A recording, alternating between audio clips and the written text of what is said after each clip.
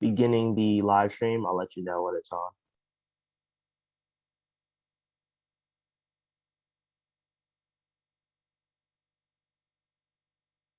Okay, we're rolling. Sergeant at Arms, this time, can you please start your recordings?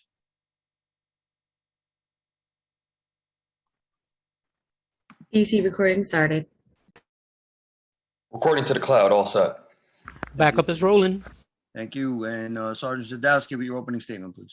Yes. Good morning, and welcome to today's remote New York City Council hearing of the Committee on Housing and Buildings. At this time, would all council members and council staff please turn on their video? To minimize disruption, please place electronic devices on vibrate or silent mode. If you wish to submit testimony, you may do so at testimony@council.nyc.gov. Once again, that is testimony@council.nyc.gov. Thank you, Chair Cornegy. We are ready to begin. Good morning, everyone. I'm Councilmember Robert Cornegy, Chair of the Council's Committee on Housing and Buildings.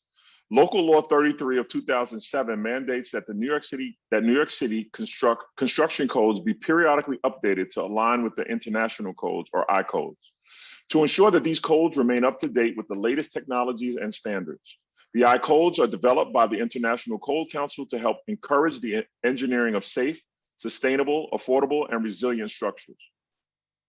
During this lengthy and comprehensive update process, the Department of Buildings, with assistance from stakeholders from the design, construction, and real estate industries, together with utilities and government agencies, among others, revised the previous version of the construction codes to comply with the 2015 I-codes, but with certain New York City specific changes.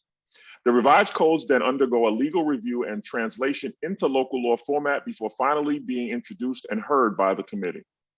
The council has already heard and passed two updated codes in September of 2019. The New York City Council heard the New York City Plumbing Code and passed it in December of that year. In January of 2020, the council heard the New York City Energy Conservation Code and passed it in February of that year. Intro number 2261, which we'll be hearing today, consists of the New York City Building Code, the New York City Mechanical Code, and the New York City Fuel Gas Code. This bill also includes amendments to the previously passed Plumbing Code and amendments to the general administrative provisions in the New York City Administrative Code as they relate to these codes. This bill completes the most recent code revision cycle. Intro number 2261 contains many updates that will help make buildings safer for all New Yorkers. These include updates that will help enhance emergency response by, for example, expanding the universe of high-rise residential buildings that require emergency voice communication systems. That will enhance elevator safety by shortening the elevator inspection timeline, and that will enhance construction site safety by allowing construction sites to do away with solid fences and instead use netting, low barriers, and chain link. Finally, this bill contains updates that enhance sustainability and resiliency by, for example, expanding the use of sustainable building materials and supporting the use of alternative energy production processes. I look forward to hearing testimony related to this bill from the Department of Buildings, the real estate and construction industry, and the interested members of the public. We'll be hearing from advocates and professionals on intro number 2261. I especially express my appreciation to Lori Gold and Steve Gold, whose family honors the loss of Grace Gold, and express my appreciation to Jason Green, whose family honors the loss of Greta. May your memories of Grace and Greta be a blessing. The building code revision we hear today intersects with Local Law 11 and the broader steps we must continually take to ensure the safety and well-being of our shared communities. Thanks to all those participating today, present and former city officials and experts, family honoring loved ones, scholars, professionals, industry experts. Thanks to everyone doing the work to uplift that invaluable goal of well-being in our shared communities. Before we move on, I'd like to thank my colleagues from the Committee on Housing and Buildings who have joined us here today. Could you please read the names of those individuals from the City Council who are here today in the Housing and Buildings Committee? Sure, Councilmember. We have Councilmember Chin, Councilmember Jonai, Councilmember Grodenchik, Councilmember Lewis, Councilmember Perkins, Councilmember Rivera, and Councilmember Rosenthal. I want to thank all my colleagues for being here and being on time for this very important hearing. I'm now going to turn it over to our committee council to go over some procedural items. Thank you. Thank you, Councilmember. I am Janan Zolka. I am counsel to the City Council's Committee on Housing and Buildings. Before we begin, I want to remind everyone that you will be on mute until you are called to testify, at which point you will be unmuted. During the hearing, if council members would like to ask a question, please use the Zoom raise hand function and I will call on you in order. We will be limiting council member questions to 3 minutes, including responses. We will first be hearing testimony from the administration, which will be followed by council member questions. This will be followed by testimony from members of the public. Today, Department of Buildings Commissioner Melanie LaRocca will be testifying. Joseph Ackroyd, Assistant Commissioner for Technical Affairs and Co-Development, will be available for Q&A. I will now administer the oath. After administering the oath, I will call on you to affirm for the record. Commissioner and Assistant Commissioner, please raise your hand, your right hand. Do you affirm to tell the truth, the whole truth, and nothing but the truth before this committee and to respond honestly to council member questions? Yes. Councilmember LaRocca? Say yes, just so we have it for the record. Yes. And Assistant Commissioner Ackroyd? Yes. Okay, thank you very, very much. Commissioner, you may begin when ready. Good morning, Chair Cornegie and members of the Committee on Housing and Buildings. I'm Melanie LaRocca, Commissioner of the New York City Department of Buildings. I'm joined today by Joseph Ackroyd, Assistant Commissioner for Technical Affairs and Code Development.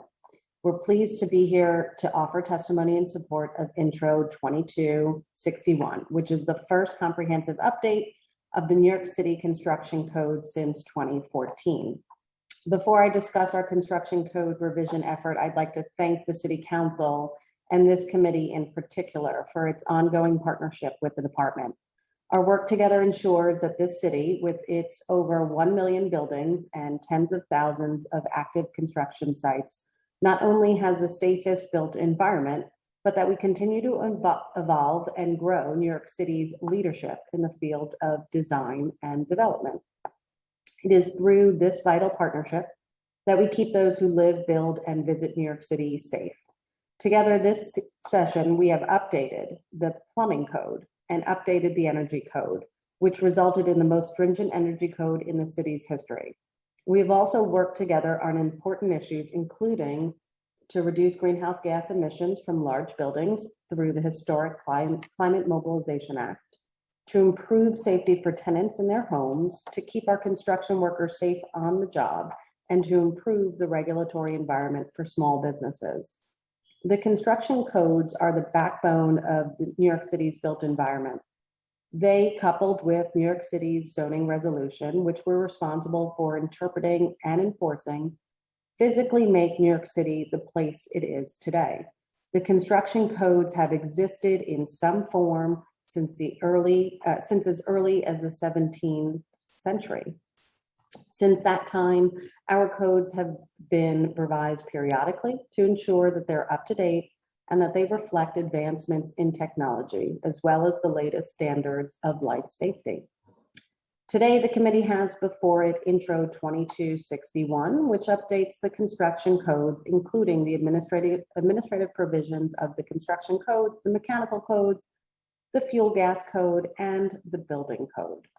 The department has began this construction code revision cycle in 2015. Our code revision process represents a true collaboration between our code development team and committee members. This public-private partnership involves over 650 industry professionals and stakeholders who volunteer their time and sit on 14 different committees, including a managing committee and technical and advisory committees, which are organized by discipline.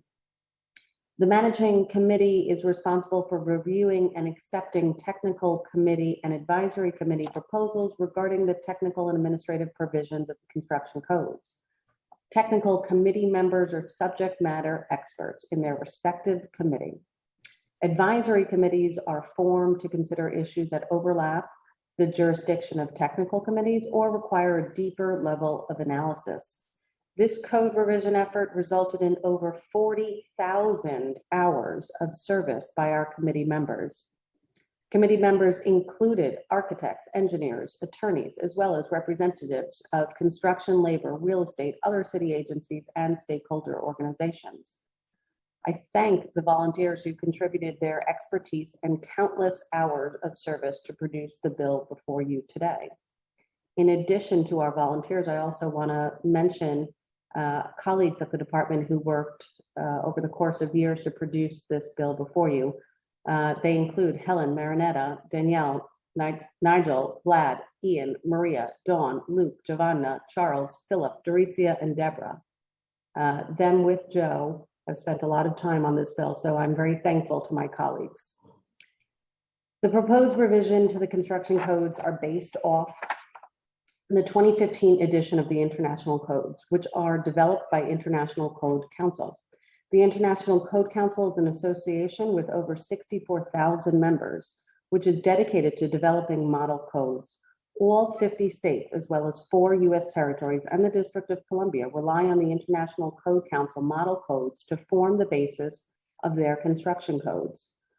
While the proposed revisions to the construction codes use the I-codes as a base, they also modify or add new language to the construction codes tailored to the unique needs and characteristics of the city's built environment. This bill makes approximately 7,400 revisions to the construction codes, of which approximately 6,800 are minor in nature, which could include correcting cross-references, relocating requirements, or clarifications for ease of use. The remaining 600 changes represent new or expanded requirements. It should be noted that approximately 45% of the revisions came directly from the International Code Council model codes. The remaining changes came from the managing, technical, and advisory committees. Where the committees did not come to consensus on an item, which only happened 3 times during the course of this cycle, the department conducted mediation with relevant stakeholders and issued the final determination. Highlights of the revisions made to the construction code by this bill include increasing the minimum required dimensions of the elevator emergency hatch, permits the use of batteries as the required secondary power source for the fire department's endorsed auxiliary radio communication system, expands the number of high-rise residential buildings that require emergency voice communication system, mandates that wherever exits discharge directly outside and not through protected area or vestibule, that fire department access be provided to the exit stairway either from the protected area or within a minimum distance of it. Establishes clear compliance criteria for elevator systems to ensure greater accessibility and usability for building occupants with physical and intellectual or developmental disabilities. Requires door locking monitoring on all limited use, limited application lifts in order to minimize the risk of people and objects being caught. Requires the same elevator and readiness to serve all floors to reduce building evacuation time in the event of emergency. Amends inspection timeframes for elevators and boilers to bring them into service faster. Requires new special inspection of occupied residential buildings undergoing construction to further improve tenant protection. Clarifies what construction documentation is required to receive a certificate of occupancy. Reduces the required basement clearance height for 2-family homes to 7 feet from 8 feet to increase affordable housing opportunities. Permits the use of netting, low barriers, and chain link fencing at construction sites in lieu of requiring only solid fencing that creates blind tunnels for pedestrians. Creates a new license type for advanced crane technology, such as articulating boom cranes and rototelehandlers, to ensure such cranes are operated in a safe manner. Improves the safety and consistency of the underpinning of existing buildings. Requires smoke tests for special gas vents to ensure the safety of building occupants. Require all pipe, tubings, and fittings in the mechanical system to comply with the applicable reference safety standard. Codifies maintenance, condition assessment, and reporting requirements for parking structures.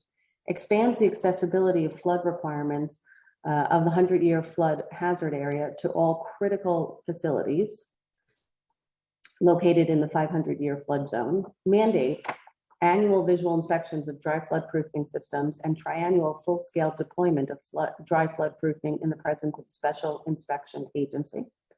Permits and supports the use of alternative energy production processes, including hydrogen fuel cells. Increases the material choices available to builders by expanding the use of sustainable building materials such as cross-laminated timber and structural composite lumber. With that, I thank the City Council for your continued support of this agency and the work we do, and look forward to continuing our work together to improve and benefit all New Yorkers. With that, I welcome any questions you may have. Thank you, Commissioner. I will now turn it over to questions from Councilmember Cornegie. As a reminder, if other council members would like to ask a question of the administration, please use the Zoom raise hand function and I will call on you in order. Chair Cornegie, please begin. Good morning, Commissioner. How are you? Good to see you. Likewise. So I want to start by focusing on the revision process for construction codes. Please walk us through the process you used to create the revision of the construction codes. Absolutely. So as mentioned in my testimony, the construction code process that we employ is a consensus-based process. As also mentioned, it's one where we've dedicated with our volunteers over 40,000 hours of work. To start, the department prepares documents to work off of, including indicating all changes from the 2015 ICC compared with the current code. From there, we move into our committee review. Our committee process, our membership process for this work is an open call to all stakeholders. So we have a very inclusive process where we seek input and partnership from stakeholders. After document preparation, we go into committee review, which includes our technical advisory and managing committees. Should we not be able to receive consensus, as mentioned in my testimony, we do have a mediation process that we follow, which we did 3 times this go around.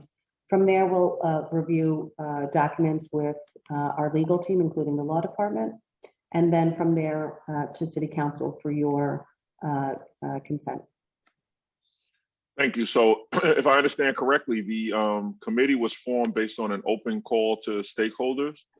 How did you determine, and this is going way down the rabbit hole, but how did you determine which stakeholders to reach out to? Is there a list that you have compiled in the past that you draw from, or what's the process on the stakeholders? Sure. So obviously we have over 600 individuals who participated in this code revision process. At the start of any code revision process, we do an open call, as I mentioned, to all members. So we do that through extensive outreach from through our means of communication to our industry partners, which are received by well over thousands, many thousands of stakeholders, as well as organizations, including those that are participating now. But we also do open calls on our website. We also seek feedback from those who are participating currently.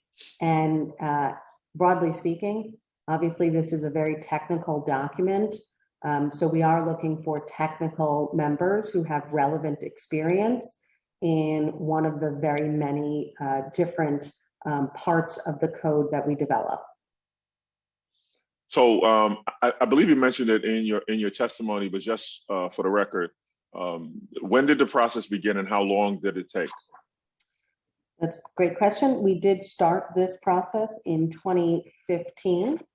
And again, we're a consensus-driven process with over 600 stakeholders that spent over 40,000 hours of service in this effort. So, a lot of work went into producing this document before us, and a lot of commitment from folks who have real vested interest in making sure the city stays at the forefront of code development. So I know that the overarching goal is to create more safety for residents. Is there something that was an unintended result that you saw that you could cite? Like, so I know the goal, obviously, with this many professionals, with this many stakeholders, is to create a future of New York City as far as building is concerned, at least of better safety. We've already cited some families who are here on the call, who've been, kind of the victim, unfortunately, of some accidents. So safety is a priority, and it's a priority for this committee and you. But did you find anything else in all of that research and all of that time that was unintended? I don't know that we found something that was unintended. Obviously, the individuals and families that you mentioned in your opening comments represent some of the more tragic occurrences of recent time in the city. We have a dual purpose with our codes. The codes today really represent new construction going forward. We obviously have existing requirements on existing buildings, and hopefully by the end of the year, we'll be back before this council discussing an existing building code, which we've long talked about and worked on. So I don't know if we found unintended instances. Joe, maybe if you have examples, you want to chime in, but I think on a whole, what we're presenting with Intro 2261 is a continuation of this city's legacy of having some of the most forward-looking building codes for a city that is unique to this world. I think you look at the city's built environment, you look at the development that's occurring here. We have two parallel needs for existing buildings, for new construction, and how the two of them interface. And I think components of that are represented in this latest revision cycle. So from my perspective, make no mistake about it, I believe that we have probably some of the most progressive legislation in the country in New York City, which I respect and appreciate. Also, we have those unique challenges, like you cited, trying to have one handle on ongoing development and the safety issues associated with that, while also protecting and preserving the city's long history of architecture. So listen, we've worked together for a long time, and I don't think that there's any intent on my part to malign the work that you do. I know that it's incredibly difficult, especially trying to create a safe environment in a city that is juxtaposed between new and fancy development and its existing architecture, which is some of the best in the world. So that's not wasted on me. How often? Just some more technical questions. How often did the various committees meet over that period of time? Do you have that? Joe, you may want to chime in here, but obviously we have multiple committees going at any given moment. But also, while I say that, acknowledging that some committees don't start until other committee work is progressed a little forward. So Joe, do you want to chime in with, roughly speaking, how many times each committee came together? Unfortunately, I don't have that particular statistic available as far as the exact number of meetings, but as Commissioner LaRocca mentioned, there were over 40,000 hours of volunteer work put forward in this effort. So happy to compile that data and share it with the chair. I appreciate that. What information did the committees rely on for the code revision, right? So that obviously there's a lot of stakeholders took part in this over a relatively long period of time. In political life, this is an eternity. So I'm curious, was there a focus on information that you relied on from a particular segment of the stakeholders that ultimately help shape the revisions? Well, I would say this, and Joe can definitely chime in on specifics, what he heard over the course of years in each individual committee. But the basis of our codes is the ICC, the 2015 ICC. So that is what we base our work on. That is what Joe's team diligently goes through in preparation for the start of each committee, each of the committees and their work. And that really focuses our work. We use the ICC as the basis. From there, we jump off of. And as I mentioned, 45% of the changes came from IBC, from the IBC. So that is our home base, if you will. And then from there, each committee is going through the document and really, reflecting on the years since the previous code and reflecting on where we have come as a city and what we've seen in the international community as it relates to building code issues. And then from there, pulling it back to a New York City perspective. So the ICC model codes is our home base. That's always where we start from. And then each committee is really, going into the depths of their unique area and seeing what things we've learned over the course of the last number of years with the existing code. And then obviously we're bringing into that conversation anything that we've seen from the department's perspective as sort of, longstanding issues, things that need to be tweaked as we've, spent years sort of working with the existing code that we have. So I did mention before that obviously 5-6 years is a lifetime in politics. Why is it that we base all of this on a 5-year-old version of the I-codes? Well, again, we've been at this a few times, but when we talk about developing code, critically important to that is the public-private partnership, which takes an enormous amount of time.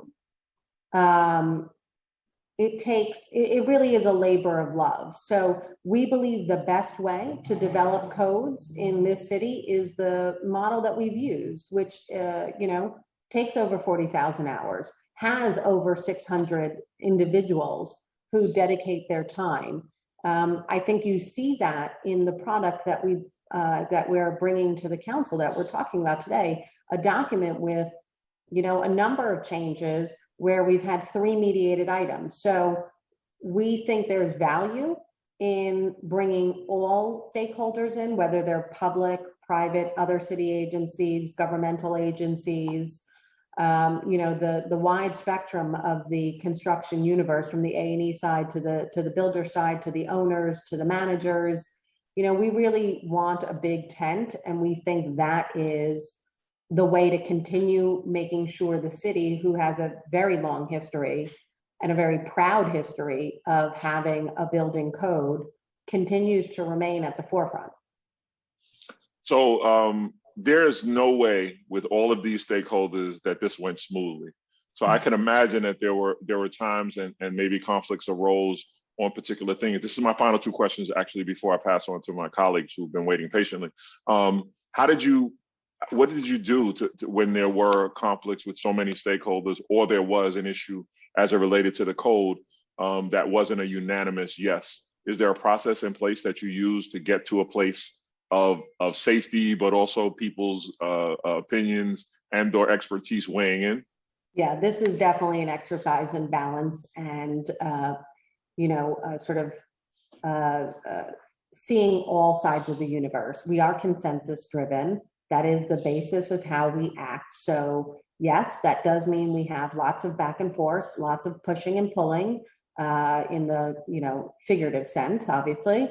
But at the end of the day, the product before you is one where we're incredibly proud that we have 3 mediated items only. And so where we're not able to reach consensus, we do have a formal process in order to elevate those issues. Again, try to get to consensus. And if that is still something that we're not able to achieve, position papers will be submitted and the department will make the final determination on what that text should be. But this is really an act of trying very hard to get everybody to understand the other side and to find compromise. And then lastly, in this round of questions for me, can you cite any New York City specific revisions that were made? This is international code And they're obviously, we bragging a little bit, drive the industry a lot here in New York City. Can you cite any particular revisions that were specific to New York City that you got out of the code? Sure. I mean, I think, the 3 items that we mediated would be specific to New York code. I think, you look at the changes that we had in the LULAs. I think, Joe, if you want to jump in and talk about some of your other favorite New York City specific ones, but certainly those jump off the top of my head. Absolutely. And thank you for the opportunity to brag, Chair Cornegy. We're very excited about the use of cross-laminated timber. We're kind of, the use of this material has specifically not been allowed in New York City, but now, through this code revision cycle, we'll be allowing the use of that material in a measured way that we think is safe for New York City, and also allows the use of modern materials and construction methods. And I think that that's the basis of code revision, is allowing new materials, new methods, new cost-saving measures to make its way into New York City, but also in a safe and cautious manner to make sure that our buildings are safe and continue to be safe. So that's one in particular that I like to talk about, because I do think it's a great material for future use. So thank you for that. But I would have to ask just a little bit deeper as a self-proclaimed nerd around this kind of stuff. Sure. Is that a cost-saving measure? Is it an efficiency measure?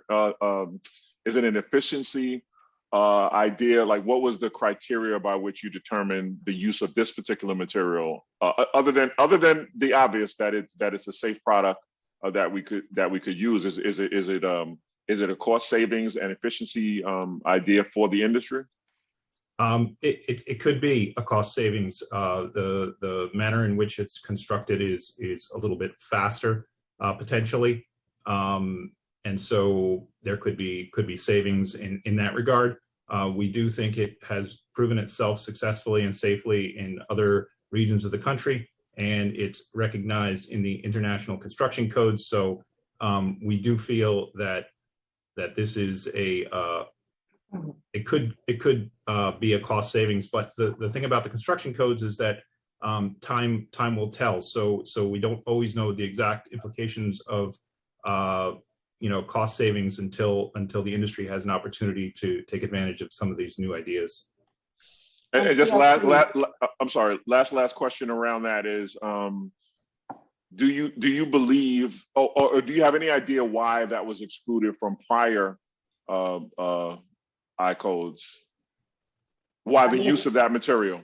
I'm going to jump in, and then Joe, you'll layer on here. But just generally speaking, as I started with, we're consensus driven. We are a code development agency that looks at trends in the universe around us. We look at what is happening internationally, and I mean internationally. We really do take from near and far, but we layer that and temper that with our existing built environment.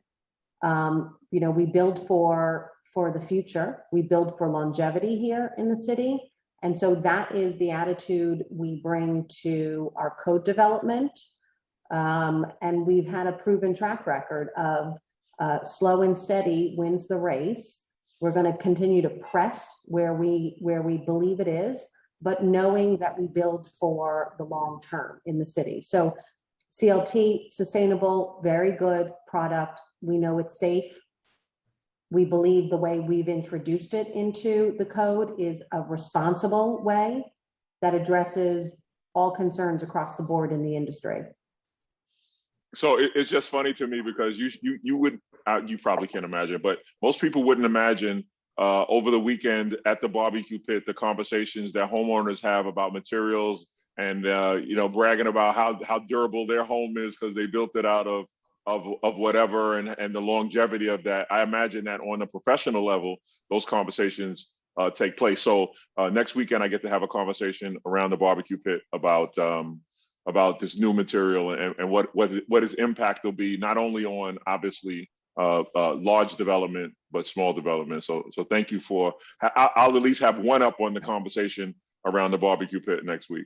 I'd like to allow my colleagues to answer questions, and then we'll come back for a second round, but thank you. Thank you, Chair. You, council member. I will now call on other council members to ask questions in the order they have used the Zoom raise hand function. Council members, please keep your questions to 3 minutes, including responses. If there is a second round of questioning, council member questions will be limited to 2 minutes. A sergeant at arms will keep a timer and let you know when your time is up.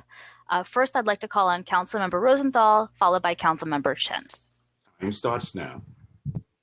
Great, thank you so much. Councilmember Cornegy, I don't know what barbecues you go to, but I would love to go, first of all, to a barbecue with a barbecue pit and have these very interesting conversations that you have. Always good to see you, Commissioner. Thank you for your hard work on this. It's amazing. I met this week last week with the Plumbing Foundation, and they seemed, they had a lot of questions and concerns, which they will undoubtedly bring up when they testify. And I guess my overview question is, why would a plumbing foundation not have gotten their concerns addressed in this very long process and in-depth process? I'm not a plumber. It's hard for me to, very strongly talk about a master plumber versus not a master plumber, but they have what sound like serious concerns, and just wanting to know if you met with them, what your concerns are, whether or not you think any of their concerns are valid. Thank you, Council Member. Yes, we've met with the various trades and their associations, including our plumbing colleagues. They do also have members that sit on our committees. And yes, their concerns, as are the concerns of the other 649 plus individuals, are heard and incorporated into the code, which is why we are proposing a code that has only 3 mediated items among all the changes we've made. That is a very robust process that we go through to end up with a result of that nature. So yes, there's always concerns that get raised at the committees. Yes, there is always a push and pull, as I mentioned, figuratively, of opinions, and that all comes together and produces the code that we have proposed before you. It's a compromise. Yeah. Certainly has to be a compromise when we're going through consensus. Yeah. And it's one that we believe is not only safe, that is the basis of everything we do. We would not propose anything that we did not think was safe, but has some very important proposals to move the city forward.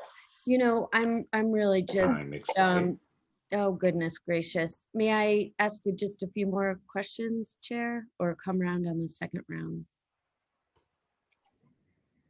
I'm going to keep going until somebody tells me to stop. So here's an example. Here's a specific example. I'm sorry, Councilmember Rosenthal, will you just ask one more and then come back with me on the second round? Yes, sir. Thank you. So there's something about expanding DOB's search, seizure, and forfeiture abilities by revising Code 28-419 to allow DOB to seize vehicles and tools used in connection with unlicensed or unregistered activity at work sites. Now, again, I may have this wrong, but it's my understanding that the revision takes that seizure and forfeiture ability away or diminishes it instead of expanding it and broadening it. do you know about that particular one and have thoughts? I'm gonna pull that one up, but I would say, generally speaking, I would ask question. I mean, I think it's the concern that we don't seize enough vehicles or the concern that we are seizing too many. But I do think that seizure has been a component for some time in this agency.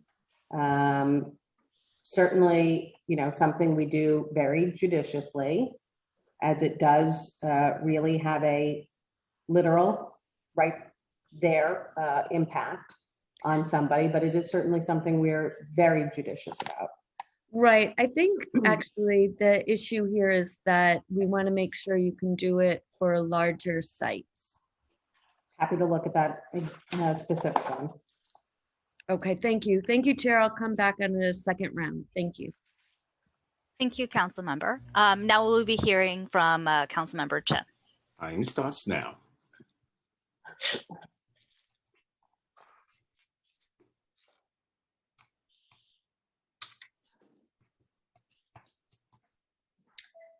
Okay. Got it. Okay. Thank you, Chair. Hi, Commissioners. It's always good to see you. And I know that a lot of work has been put into this. My first question is that in the last week or so, I've been getting so many emails from these Operative Plaster and Cement Mason International Association about protecting the exterior insulation finishing system. So I was just wondering if there was any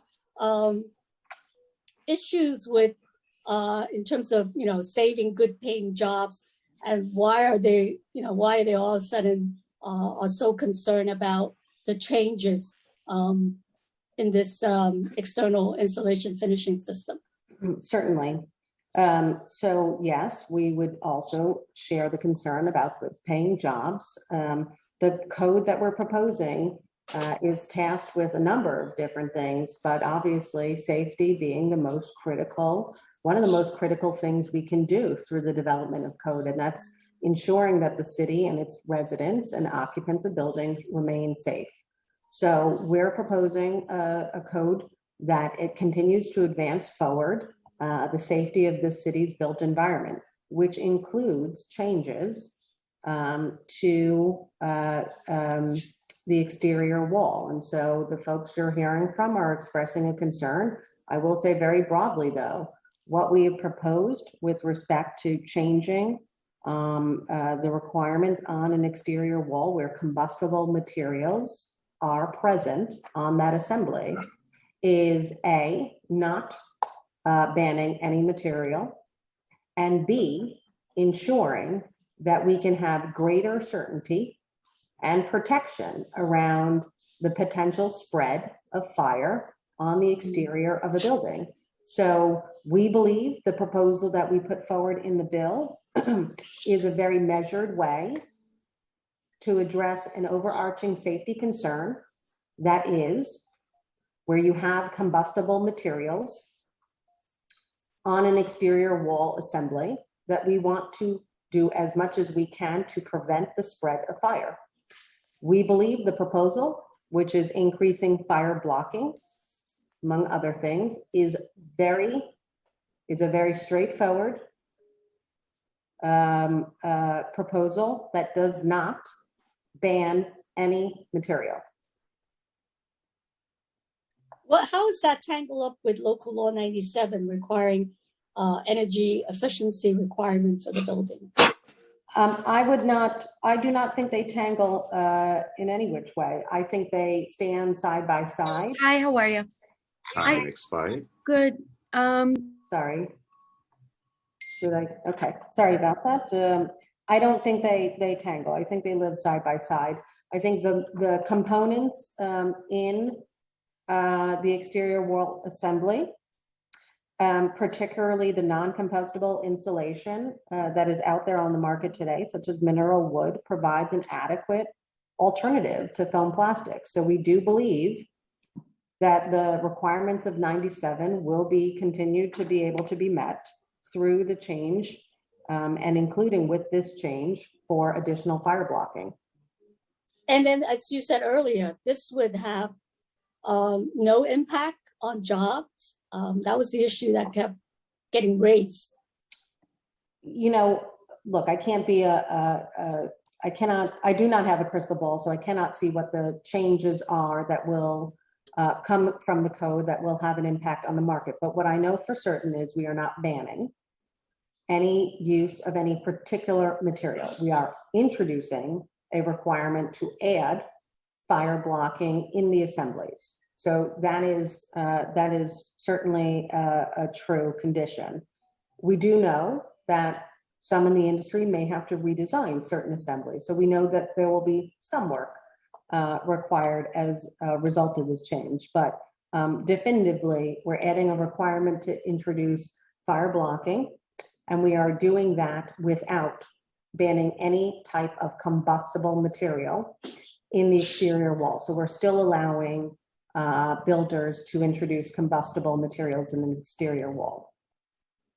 Okay, thank you, Chair. I think I guess they'll probably be here to testify, but I do have other questions. I'll come back for a second round. Thank you. Thank you, Commissioner. Thank you. Thank you all. If anyone has not yet asked a question, please raise your hand. Otherwise, we will go back to Chair Cornegy, who will ask questions of the administration. Janelle, we have no one else? Nope. Okay, great. So continuing with the theme of the revision process. So you've already spoken. I'm going to center on the three mediations that were necessary, because obviously those are code that were specific to New York City. And you've mentioned one of the most notable changes, which is the add of this particular material. What kind of feedback have you received from stakeholders since the introduction? We've had a very robust conversation throughout the process around combustible materials in the exterior wall. So I think we've heard a substantial amount of comments and feedback from all different sides of the universe on this. Folks that think this is a good compromise, folks that would have wanted to see something further, folks that have concerns as expressed through Councilmember Chin. So we've heard all the wide spectrum here, and we're proposing what we believe is needed, appropriate, continues to advance safety, and also achievable. So we think we took a very good position that solved for the issue we were solving for, which is increasing safety in the exterior wall and ensuring greater fire protection. So for me, like, this committee has centered a lot of its policy around safety, but also around sustainability.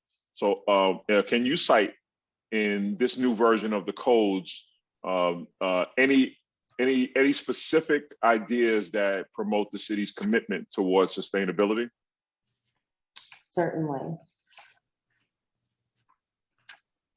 So, and Joe will come in with more details here. So first and foremost, the biggest change, or one that has a lot of interest, I should say, is the introduction of cross-laminated timber as a material that is allowed by code. That has a very strong footing in advancing our city as a sustainable place of being. So that's one big one. We've done some work on freeboarding requirements, as well as the part that I mentioned in my testimony around expanding the applicability of flood zone requirements for critical facilities in the 100-year floods area. So I think those three are some very meaningful changes. And so that flood zone portion of it drives directly at the addressing of the above sea level rise, and so there's a resiliency question about for the city going forward, right? And it doesn't necessarily center around this, but I'd like to be able to somehow tie it in to a resiliency plan to address what happened with Sandy, is that addressed in this code In any substantial way? Yeah, and Joe, jump in here, but that certainly is, a key consideration in our head as going through this, ensuring our critical facilities remain resilient in the face of any future event.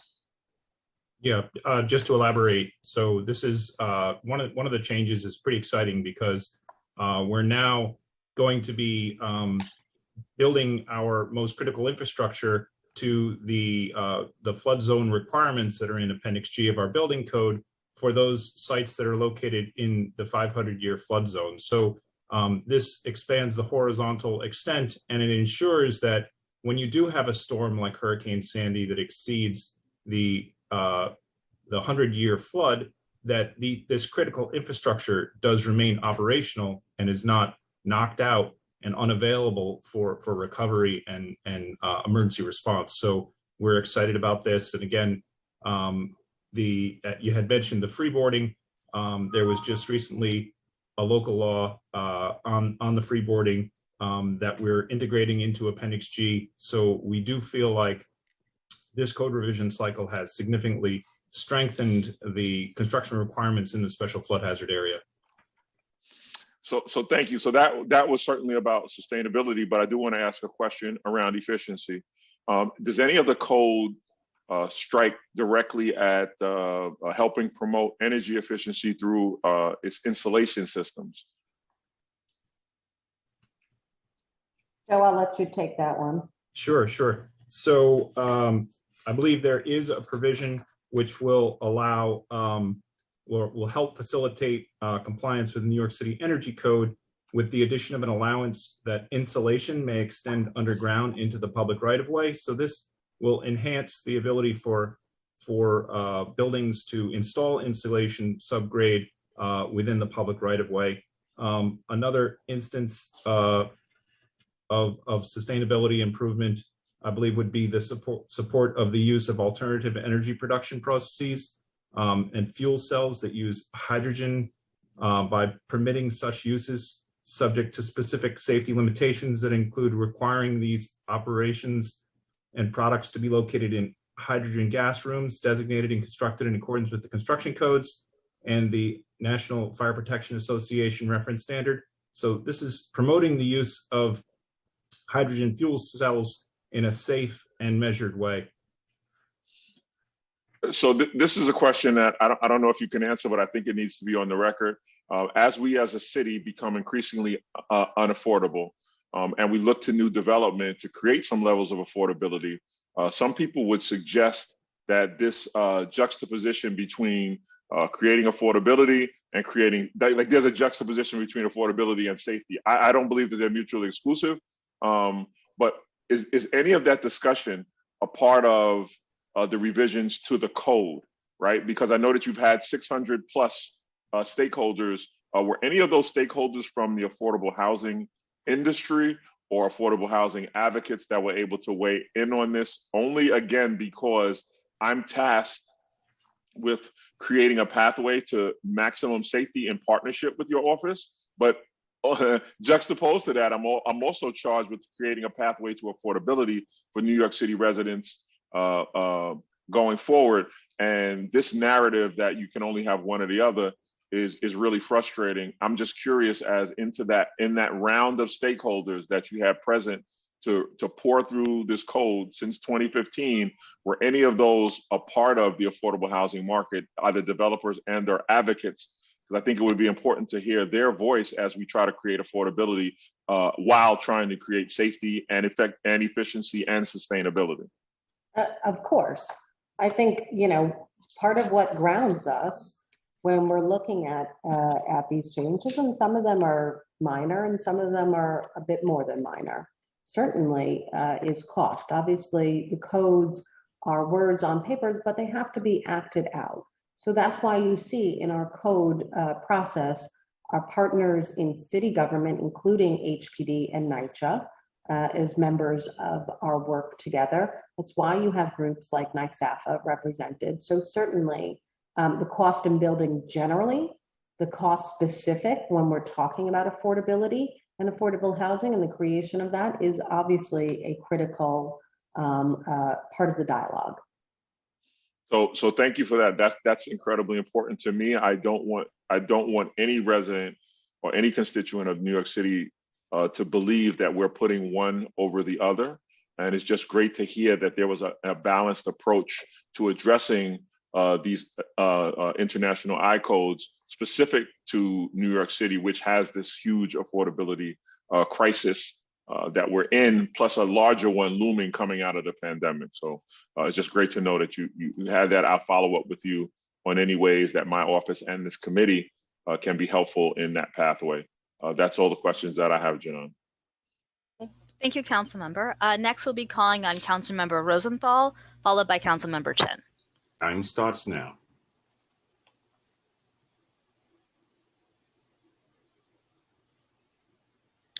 Great. Thank you so much. Commissioner, I have 3 more quick questions. Again, about from the Plummer Foundation. In DOB's opinion, what are the benefits or disadvantages between using a city master plumber and a contract master plumber? So you raised one of our 3 mediated items, being the fact that we are easing the employment-based restrictions for licensed master plumber and licensed master fire suppression piping contractors. So very simply put, if you work for the city of New York and you are a licensed master plumber, you hold a qualification and a license that the department issues you. And we issue that license based on your qualification and your skill. That is something that is issued to you that is blind to to the fact that you work for the city. Mm-hmm. That ability to become a licensed master plumber, you exhibited that ability. You as that individual exhibited that ability. So the qualifications that one has to meet, whether they're an LMP for an LMP working at a city agency or an LMP working at a private entity, the qualifications are exactly identical. So from our perspective, it is simply that. The qualifications are exactly identical. Okay, got it. Next question. Oh, please, Chair.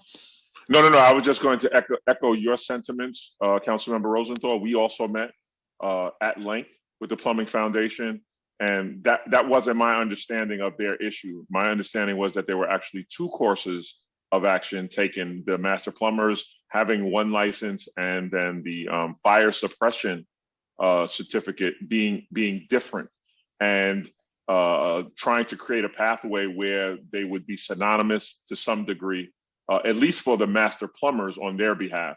So I certainly would like to hear your take on that, Commissioner.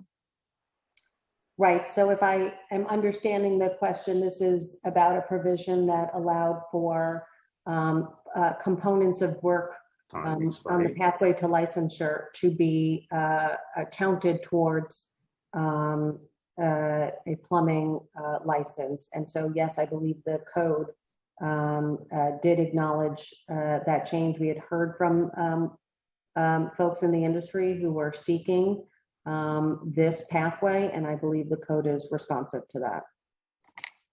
Okay, I'll follow up with you. Yeah, Chair, if you could, yeah, please. My understanding of the question was just a little bit different. My understanding was that the new code separates out the 2 licenses, and so one individual could no longer have both.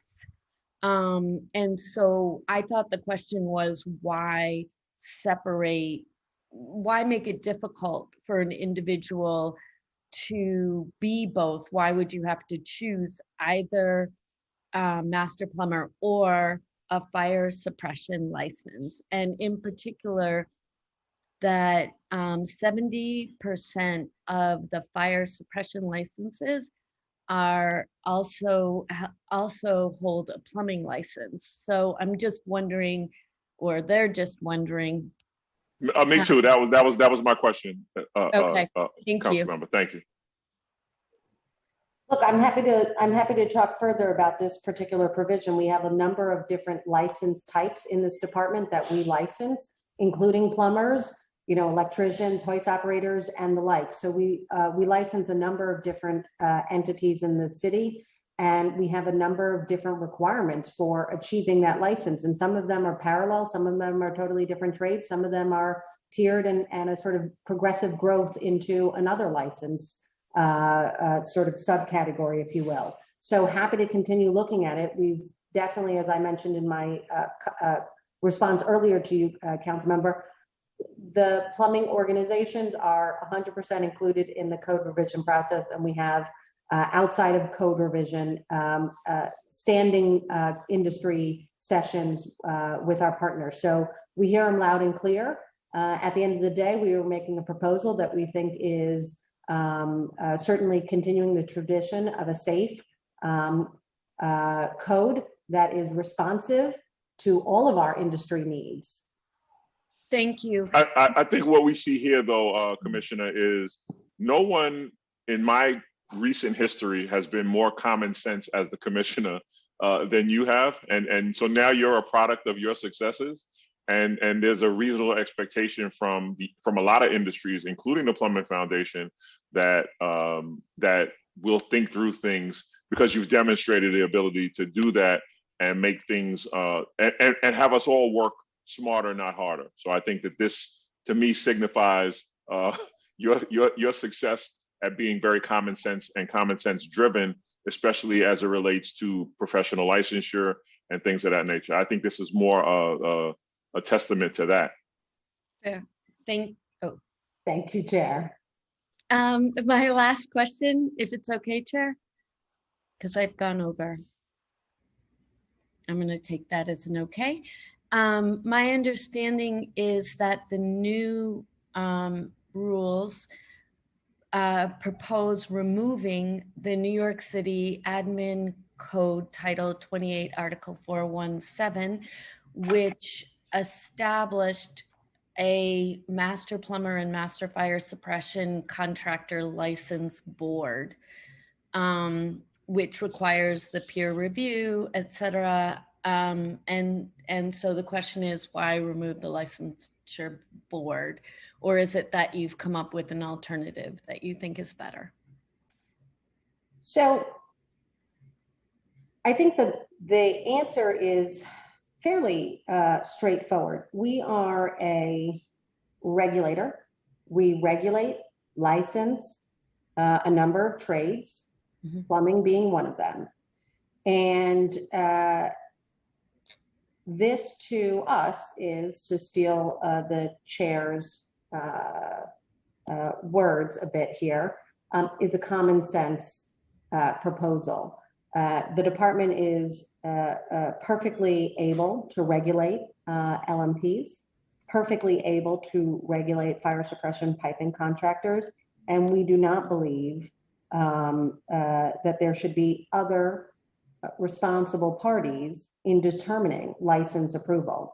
So we feel very comfortable that this is a common sense approach for a regulatory agency to be the determining factor on licensing, since we license, oversee, and regulate this entity. And for what it's worth, we license over 18 other trades where this component does not exist. This is very unique, and we don't believe it's appropriate any longer. So in other words, all the other trades don't have a peer review board, only Correct. this one did? Correct. Plumbing, electrical as well, although we are in the midst of work on the electrical code, which we'll present to the council shortly. And so I think you'll see a alignment around our thinking that as regulators in an industry where we license and enforce against trades, where you have nearly no other trade where this component exists, that it is quite a logical in our eye path forward, that we would be the responsible party to ensure that our licensing provisions are being effectuated. You know, the only thing I can think of in trying to think about why it was put in place in the first place, like why would there have been a peer review board, was maybe to address some issue that had been the case at DOB only. But you're much more familiar with this than I am. So I just wanted to make sure that question was out there. Fair. Thank you, Commissioner. Thank you, Chair. Now I'd like to call on Councilmember Chin for a second round of questions. Time starts now. Thank you.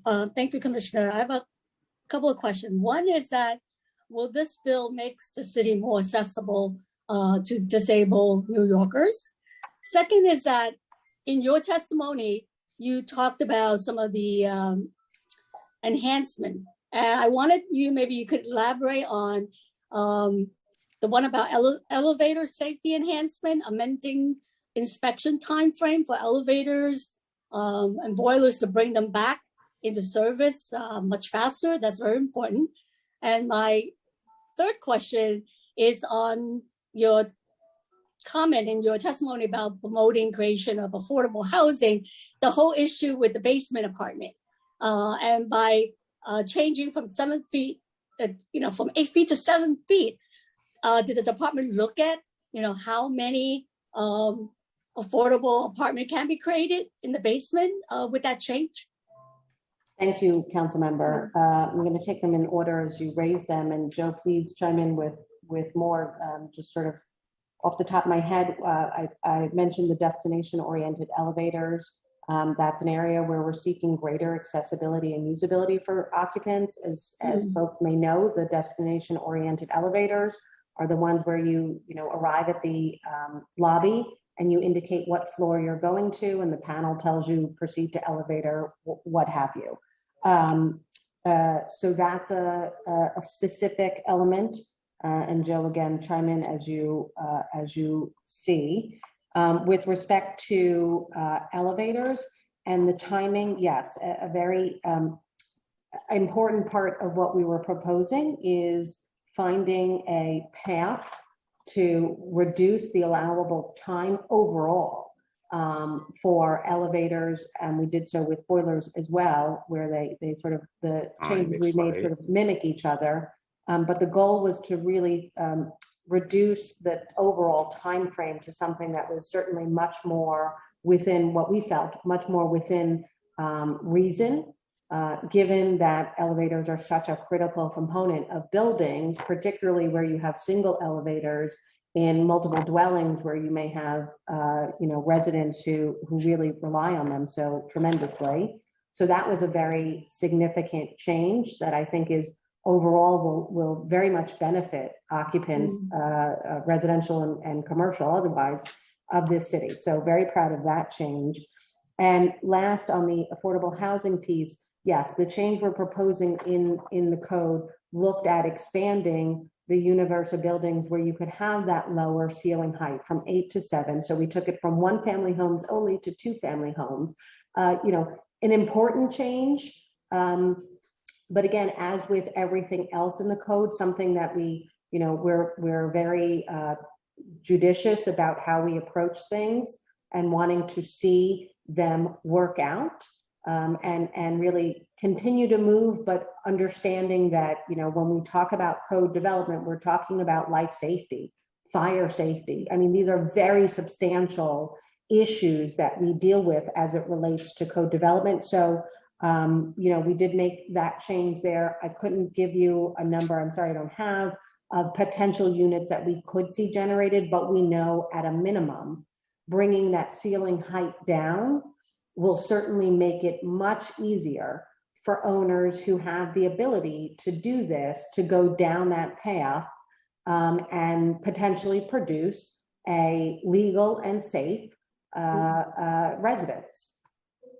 That's great. I think we could follow up with your office, because another thing that you highlighted was required new special inspection of occupied residential building undergoing construction to improve tenant protection. And we've been so appreciative of all the work that you and your department have done to improve, tenant protection. So additional things that will help that is really greatly appreciated. So thank you, Councilmember, for raising that. I'm actually remiss for not talking about that. I think everybody on this committee knows my affinity for tenant protection, and under the leadership of Sarah Desmond, who's our tenant advocate, who's a rock star in the universe.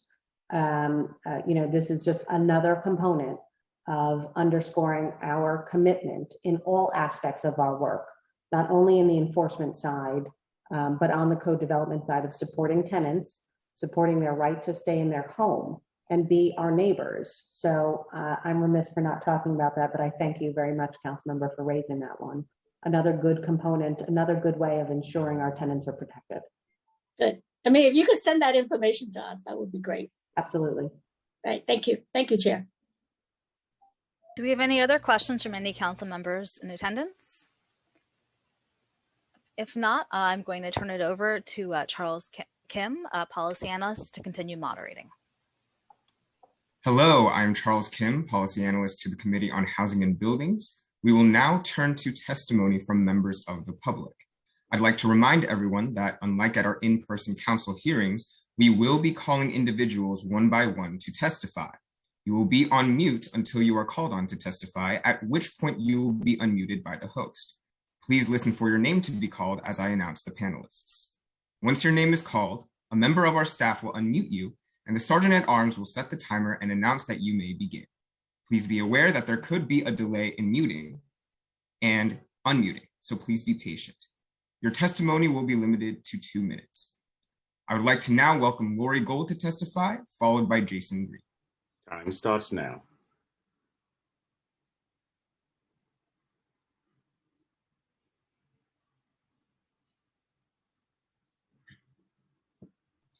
Ms. Gold, you are on mute. Oh, sorry. Good morning, Chairman Cornegy, council members, commissioner and city staff, fellow panelists and presenters. I am Lori Gold, Grace's older sister. Grace's horrific death at only 17, killed by mortar from a Columbia University building, as her newly graduated friends watched, was the inspiration behind local laws 10 and 11, AKA Facade Inspection Safety Program, or FISP. Before Grace's death, New Yorkers always looked at their feet when walking to avoid obstacles left by their neighbors' pets. Immediately following Grace's death, New Yorkers instead began looking skyward in anticipation of falling mortar. Case in point, 2 years after Grace died, Stephen Sondheim premiered Merrily We Roll Along, a show about 3 friends who met as Columbia students. At graduation, they sang of their hopes and dreams. Behold the hills of tomorrow. Behold the limitless sky. Fling wide the gates to a world that waits. As our journey starts, behold, our hearts are high. As real life eventually intrudes, Mary, the Barnard student, later sings, all right, now you know. Life is crummy, well, now you know. I mean, big surprise. People love you and tell you lies. Bricks can fall out of clear blue skies. Put your dimple down, now you know. New York City's council showed exemplary leadership by crafting and passing laws that successfully stopped further deaths through scheduled preemptive repair of its crumbling inventory of aged buildings. When implemented and enforced, Grace's law became the gold standard adopted by 11 additional US cities. But when ignored, the results have been decay and death. This last pandemic year, the city that never sleeps was brought to a standstill until that silence was pierced by a succession of July building Time expired. Would you indulge me a little more time? Hello? Yes, please finish up. Thank you. Buildings fell in Brooklyn, in Midtown, in the East Village, and in Murray Hill, a brick fell out of the sky, killing Mario Salas Vittorio, a local Law 11 worker in the midst of performing FISP repairs. Think about it, a closed city, ground zero for COVID, people locked down in their homes, everyone wondering about their futures, and another brick falls again. The Housing and Buildings Committee understands that urban sustainability merely begins with the ongoing maintenance of New York City's existing building stock. Earlier today, this committee pursued readdressing obsolete building code, updating it to meet modern day needs. You have been looking backward to move the city forward. I applaud you, and I implore you to do the same to Local Law 11 FISP. Replace it with Grace's Law and add it to your books. Enact Grace's Law to give meaning to the facade work and the ubiquitous scaffolding and endless repairs. To every pedestrian who walks the streets, Grace's Law will aid older folks in remembering why, and Grace's Law will inform younger folks as to how and why their environment is so encased. Grace's Law should be the face of public safety. Use Grace's Law as New York City's official, legal, and codified name and beautiful face for public safety and education on all New York City and DOB paperwork, in every press release, at every meeting, for every conference, on every website, displayed in every window or wall to indicate proper permitting and work orders, by HPD and REBNY members, by every QE, engineer, architect, scaffolding company, attorney, union, etc. And of course, every newspaper story. Grace's Law, Grace's story, Grace's face will provide common ground to any and all stakeholders, whatever their purpose or role, who use the city and walk its streets. It's for people. To increase compliance with Grace's Law is to lessen the fear of bricks falling out of clear blue skies, and perhaps help people to again behold that limitless sky. Thank you for your kind support and your consideration.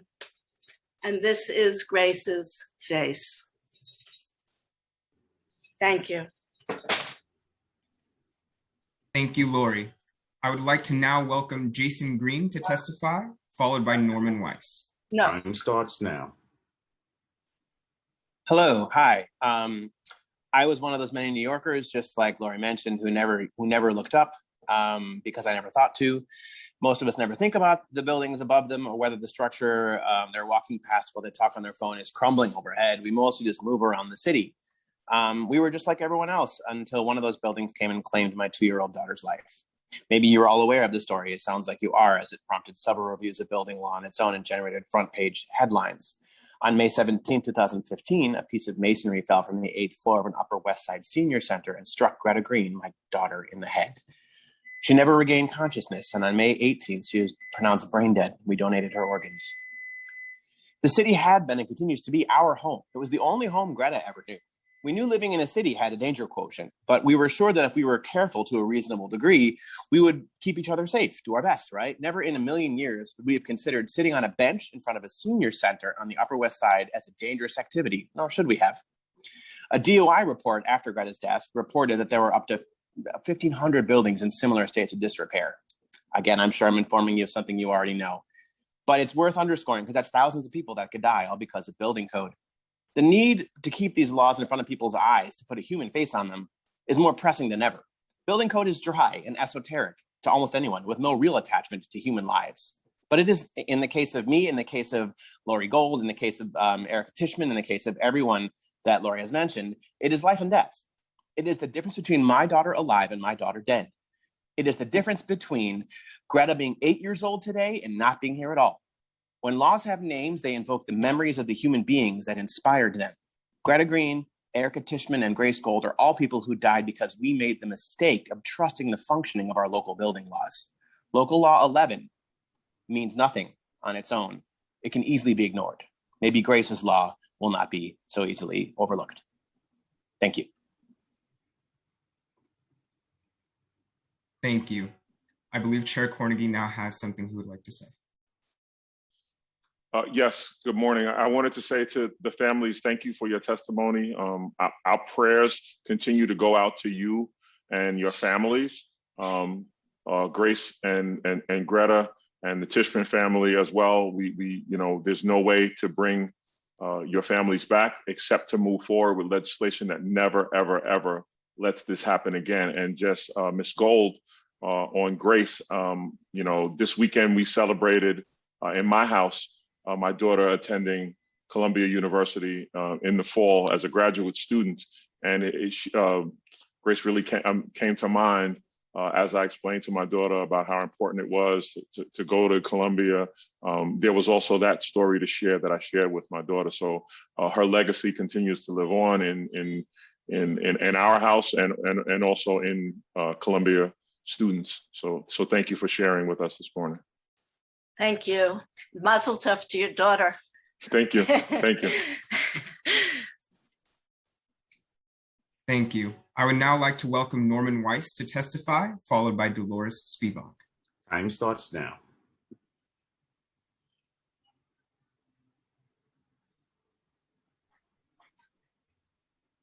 Mr. Weiss, you are on mute. There we go. Thanks, and I apologize for that. I am a professor at Columbia University, having taught there for more than 40 years now, teaching specifically the repair and maintenance of existing buildings. So this is my specialty, and I've spent many years teaching in the building industry as well. All of this is simply to say that my former students are everywhere in this city. They're active as architects and engineers, as conservators and contractors, as craft workers and laborers. Since Grace Gold's death in 1979, I've lectured about that awful day, about its impact on the city, and how all of us, educators or not, have endeavored to improve and to refine our techniques of building care. Put more simply, that means that as the facade inspection law itself has evolved, so have we, resulting in the incredible expansion since 1980 of all aspects of this industry, including the number of highly skilled jobs. Now, although I'm a building scientist by training, I'm also very involved in the study of construction technology and more specifically of its history. And so I want to take a moment to highlight the creation of the earliest version of the law, Local Law 10, as what I believe is a true turning point in the development of New York City architecture. I believe that the first of what I will say are three critical moments was Elisha Otis's dramatic demonstration of the elevator safety brake at the New York 1853 fair. That took place in our very own Crystal Palace, where Bryant Park is today. It soon resulted in the creation of taller buildings as our fellow New Yorkers began to accept the very notion of living and working higher up in the air. And so the city changed. The second event was surely the Triangle Shirtwaist Fire of 1911, leading itself to improvements in worker safety and to important changes in construction standards and in building regulation. On a personal note, I studied chemistry in that building. Can I continue for a moment? Yes, please, please. Yeah, sorry, I'm finishing up. I studied chemistry in that building on Washington Place, as did my parents 30 years at least earlier. Now, finally, the third significant point in this timeline was, as I suggested earlier, the death of Grace Gold more than 40 years ago now. And that is precisely why I asked to speak today, to remind you of the swiftness of the City Council's action in the months that followed her death, and to support the proposed commemoration of that tragedy in the renaming of the law. And so thank you very much for your time. I appreciate it. Thank you, Mr. Weiss. Thank you. I would now like to welcome Dolores Spivak to testify, followed by Steve Verreau. Time starts now. Good morning. I'm Dr. Dolores Spivak, and here to give testimony today to have the name of Grace Gold added to New York City's Local Law 11. I've been a practicing licensed architect in New York for the past 40 years. Almost all of my practice has been in the repair and expert witness testimony for New York City facades, both in the private sector and the public sector. I have personally dropped down the facades of buildings from 7 stories to 80 stories to generate repair designs. My practice has also included working in the New York City Department in the facades unit. My research and experience with facade failure notes an important factor. The overwhelming majority of facade failure is known to building owners who wish to defer repair costs. This is basic negligence and continues to place the public at an enormous risk to enormous sorrow. The reach of Local Law 11 correctly identifies unsafe buildings. However, the existing building code cannot mandate owners to repair their buildings. The current law only mandates that the unsafe condition not remain unsafe. This is typically remedied just by the placing of a shed. But this is not the root of the problem of unsafe building facades. The root of the problem lies with the neglected responsibility of building owners to make proper repairs. By linking the name of Grace Gold to Local Law 11, personal tragedy will remain in the forefront of building repair. This attention will be priceless to encourage the multi-billion-dollar construction repair industry for this city. In connecting the name of a real person, Grace Gold, who was tragically killed, to Local Law 11, the risk factor becomes real and becomes personal. 40 years ago, Grace Gold was killed at just the start of her life. Time expired. May I just have two more sentences? Yes, please complete your testimony. I'm sorry. Thank you. The same danger continues today. I employ the New York City Council to add the name of Grace Gold to Local Law 11. New York City has been the leader in this country for facade safety. Please let this continue by adding the name of Grace Gold to Local Law 11. And I thank the City Council for their time today. Thank you. Thank you very much. I would now like to welcome Steve Barone to testify, followed by John Kalafatis. Time starts now. Good morning, everyone. Thank you to the council for the opportunity to speak. My name is Stephen Barone. I am president of Rand Engineering and Architecture. Lori asked me to say a few words in support of the concept of Grace's Law, and I said I'd be happy to do so. The first thing I'd like to point out is that Local Law 10 and the various subsequent revisions have made this city enormously safer. Where, despite the tragic loss of lives that we've had over the past 40 some years, starting with Grace, the city would be in much worse shape if we did not have a law in place to inspect these properties, upgrade their conditions, advance the building science, understanding of how these buildings fail, why they fail, design and repair buildings in a way that will make them more stable. It has all been a positive. I do think that the recognition of Grace specifically will help humanize the law when people become frustrated by the bureaucracy, which they definitely can sometimes be too much of. And there are places where I haven't been quiet, where I think we can do a better job at minimizing costs of these inspections and the inefficiency of them and not focusing on public safety. However, whatever we can do to humanize it and remind people at those times that we're doing it for the greater good will only help us. Grace is not the only one to have been her life taken so unfairly. There have been too many others also pay with their lives, but it's made us a much safer place with our approach to try to prevent these accidents. And if we can get New York City to remember in a personal way, it will help take our safety to another level by putting a human face on all of this. So I do support. Time expired. Chairman Cornegy, if I may finish just a couple more sentences. Yes, please. Thank you. If we can put a human face on this to help us focus on why we're all doing this. I've been involved with this since the first cycle in 1984. So I've seen it in all its ramifications, and I'm very pleased with what we've been able to accomplish for safety. But I think anything we can do to reinforce why we're all doing this will help us focus on what's most important, and that's the safety of our wonderful city. Thank you very much for the opportunity. I very much appreciate it. Thank you.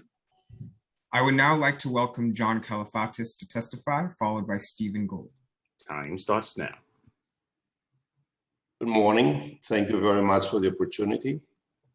I'm the founder and the owner of Skyline Restoration and Spring Scaffolding. I've been servicing the industry of repairing our city's envelope and its respective facades since 1983. I'd like to share certain numerical facts that trust are pretty close to reality. There's approximately a $2.5 billion industry in our city between scaffolding companies and engineering and, of course, construction. 20,000 people, I would estimate, are the young men and few women who are servicing the above, especially the working force. The union has a strong 15% representation via Local 1 PCC. I trust that the law that was enacted due to the unfortunate death of Grace did do great things for our city, not only in terms of safety, structural integrity, and even improving the looks of our buildings. Some of the dilemmas that I'd like the panel to be aware and concerns that I have is that there's a main shortage in obtaining and training the labor force, which is an absolute prerequisite to keep enforcing this great law for our city. Personally, 4 years ago, I put a step forward and created what we call the Andromeda Community Initiative. It's a not-for-profit training facility in my headquarters. We invite people who'd like to get 180 hours of training and obtaining all the necessary OSHA and DOB certificates while they get their hands dirty by understanding how to put bricks together in a contained, safe environment, as well as time expired. And I see this as being a real concern, at least in my view, that the shortage continues and we have to be fully aware about it. We need these people. And a couple other concerns is a major one to me, and I don't understand why we haven't addressed that, is the existing hole in our state, so-called 240 labor law, which increases dramatically the insurance costs for all the projects in the above. And of course, I'm fully wholly supporting to add Grace's name in the current Law 11, Local 11. Thank you very much. Thank you for your testimony. Thank you. I would now like to welcome Stephen Gold to testify, followed by Benjamin Maltz. Time starts now. Hello, I'm Stephen Gold, first cousin to Grace and Lori Gold. The Gold family wants to do all it can to ensure that a similar tragedy does not befall any other families in New York City. Grace's tragic, untimely, and entirely preventable death on the Columbia University campus in 1979 due to being struck on the head by a falling piece of masonry from one of the university's improperly maintained buildings was devastating for the entire family, but particularly her immediate family. This tragedy cut short her young life and took with her all her hopes for the future. I've been the property manager for nearly 30 years for my father's industrial buildings in Los Angeles. My responsibilities included overseeing maintenance and repairs and overall operations and applications of safety for these buildings by leasing tenants during my father's later years and after his death 6 years ago. I took my property manager responsibilities very seriously. No tenant, their staff, or the general public was ever injured in our buildings over the nearly 60 years of family ownership. Tenants and the general public walking by have a right to expect such safety. Grace's death prompted passage of LL 10, later revised to LL 11 and FISP, and should have prevented subsequent deaths. But yet tragedy has happened already, and not just once. Greta Green, Erica Tishman, Mario Vittorio are among the deaths that should have been prevented by LL 11. LL 11 is a number. We as a society have become dehumanized by identifying individuals as well as laws by numbers. Grace's Law will put a real name on this numbered law and provide immediate recognition of a real person who died. Grace's Law reminds landlords, property owners, property managers, and construction companies of the importance of timely and appropriate building maintenance and safety. Grace's Law will help to reinforce our humanity and the necessity to take timely and appropriate actions to prevent tragic and devastating losses, such as the one experienced by our family and regrettably the families that suffered thereafter. Thank you. Thank you very much. And good luck. Thank you. I would now like to welcome Benjamin Maltz to testify, followed by Ed Bosco. Time starts now. Hi, good morning. My name is Benjamin Maltz. As a native New Yorker and history lover, I have long been fascinated by the urban environment. That fascination led me to investigate a facet of New York I've grown up around yet knew nothing about: scaffolding or sidewalk sheds. It was at that point that I discovered Local Law 11, and soon after I learned of Grace Gold and her story. I was shocked to hear that her tragic death was the catalyst for the law, and I was shocked even more so because as a 2021 alum of Columbia University, her same school as she went to Barnard, I frequented the very corner she died on. I was alarmed to discover that her death was not the last when several years ago I witnessed young Greta Green lose her life directly across the street from where I live behind me. Why didn't Local Law 11 put an end to these falling facades? In my senior year at Columbia, I completed an honors thesis in urban studies. My topic was scaffolding, the first paper of its kind in academia. Over the course of my research, I found that few individuals, including seasoned professionals, knew about Grace's relationship to Local Law 11, and fewer still knew her story, let alone her name, despite the street sign that bears it. Few realized the New York City construction industry blossomed from Local Law 11, enacted to protect the public through facade repair and restoration. In pinning Grace's name to this law, you make it her law. And by making it her law, you give a face to the duty to protect New Yorkers. Too often, this duty is lost on landlords and others who prioritize self over safety. Grace's law injects personal incentive into local law observance because it makes you realize that you or someone you love could be hurt. It informs us New Yorkers, particularly those of us who are young and having lived with scaffolding all our lives take it for granted that the law serves a vital purpose. Please honor her memory by renaming Local Law 11 after Grace. Thank you for your time. Thank you. Thank you for your testimony. Thank you. I would now like to welcome Ed Bosco to testify, followed by Amit Shah. Time starts now. Thank you. I'm going to bring us back into the real technical discussion of Intro 2261, but I think I acknowledge the recent testimony you guys just made about this. But I think all the 600 of us that work on these committees are all committed to making this the city safer through a bunch of different things. We make the building safer internally, we make gas systems safer, electrical systems safer, and it all fits together. On behalf of the American Council of Engineering Companies of New York, ACEC New York, I'd like to thank Chair Carnegie and the members of the committee for your efforts over the years to update New York City's construction codes. I'm here today to testify on behalf of our association in support of Intro 2261, which proposes to comprehensively upgrade the construction codes, bringing them in line with the latest versions of the International Code Council codes, as well as best practices for safety, sustainability, and technical advances. Founded in New York City in 1921, ACEC New York is celebrating its 100th anniversary this year. Our association is one of the oldest continuing organizations of professional consulting engineers in the United States. We represent close to 300 engineering and affiliate firms throughout New York State with a concentrated presence in New York City. Our members plan and design the structural, mechanical, electrical, plumbing, civil, environmental, fire protection, and technology systems for buildings and infrastructure across New York City and the world.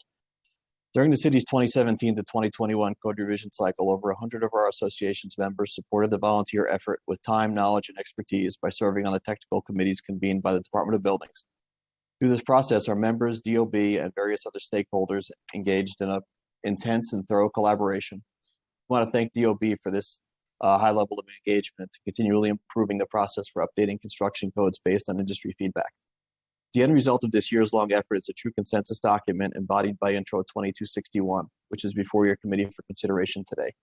The latest revision process continued a partnership that began in 2003 as an effort to replace the 1968 New York City Building Code with a model-based code. We suggested the success of this effort should serve as an example for other city agencies working to align their requirements with New York City's progressive goals for safety and sustainability. Thank you for your testimony. Thank you. I would now like to welcome Amit Shah to testify, followed by Tony Daniels. Time starts now.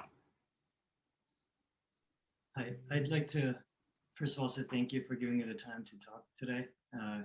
Good morning, Chair Carnegie and members of the Committee on Housing and Buildings. I'd like to present you with the case of a building that's kind of typical of in New York City, unfortunately. We are a building that was constructed with sponsors who cut corners. We had a partly done facade that was glued on, no insulation, no removal, old foundation, etc. And due to this, our building, which is only 18 years old, is in dire need of immediate improvement.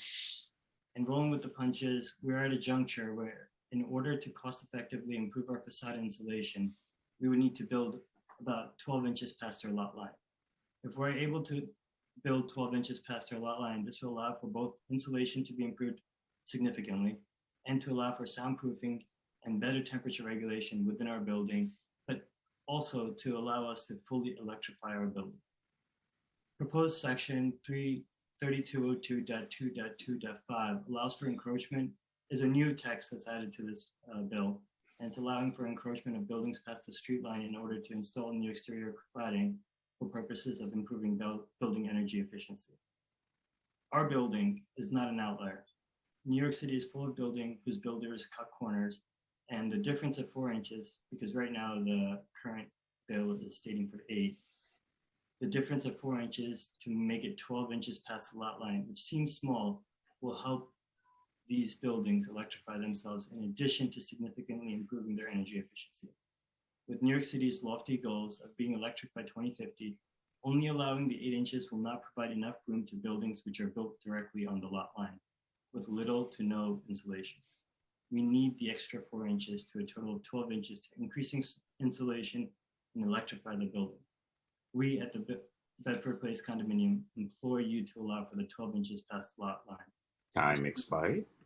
This will be a huge help to all buildings along with us that are in disrepair and allow them to immediately improve their buildings in a cost-effective manner. I really appreciate this and thank you for your time.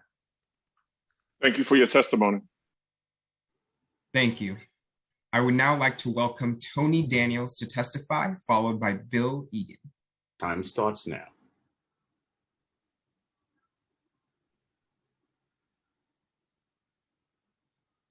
Mr. Daniels, I believe you are on mute.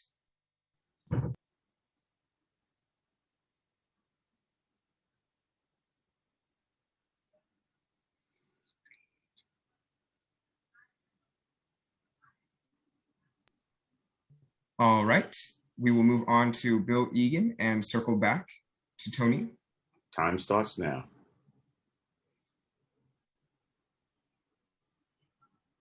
Good morning. I'm principal of the Bill Egan Group. My business provides construction consulting services, and I serve as a technical consultant to the EISA industry. Exterior insulation and finish systems, or EISA as they're known, are exterior wall claddings that have been used for decades on all types of buildings in New York City and across the U.S.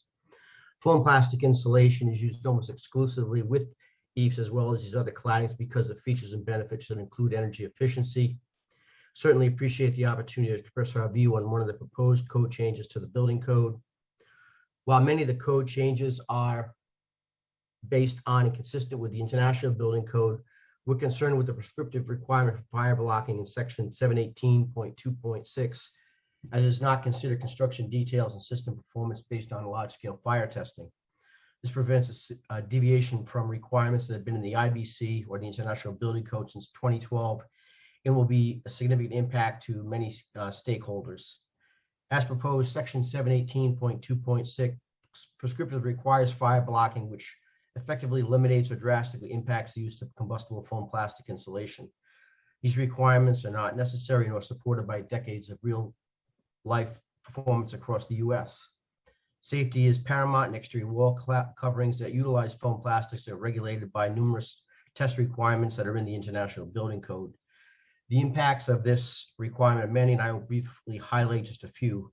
Increased cost of construction, significant redesign of accepted product and systems that incorporate foam plastics, reduced design flexibility and options that will protect building appearance and architecture. Modifications to keep waters out of buildings will be needed since wall drainage cavities will now be blocked by and interrupted by fire blocking. Does not provide a code compliance option based on full-scale fire testing as allowed by the IBC. So this is not a ban, but effectively eliminates or restricts the use of foam plastic materials used with exterior wall claddings. We respectfully request. Time expired. May I just finish up? I just have a couple of lines here. Yes, please finish up. We request a 2-sentence performance-based exception be added to proposed section 718.6. This would resolve the previously stated impacts and consistent with the exception that is and has been in the IBC since 2012. The exception reads like this: fire blocking shall not be required where the exterior wall coverings are tested in accordance with and complies with the acceptance criteria of NFPA 285. The wall covering shall be installed as tested in accordance with NFPA 285. Thank you very much. Thank you for your testimony. Mr. Daniels, are you present? Well, as we continue to wait on Tony Daniels, we will now hear from Jack Brown, followed by April McIver. Time starts now.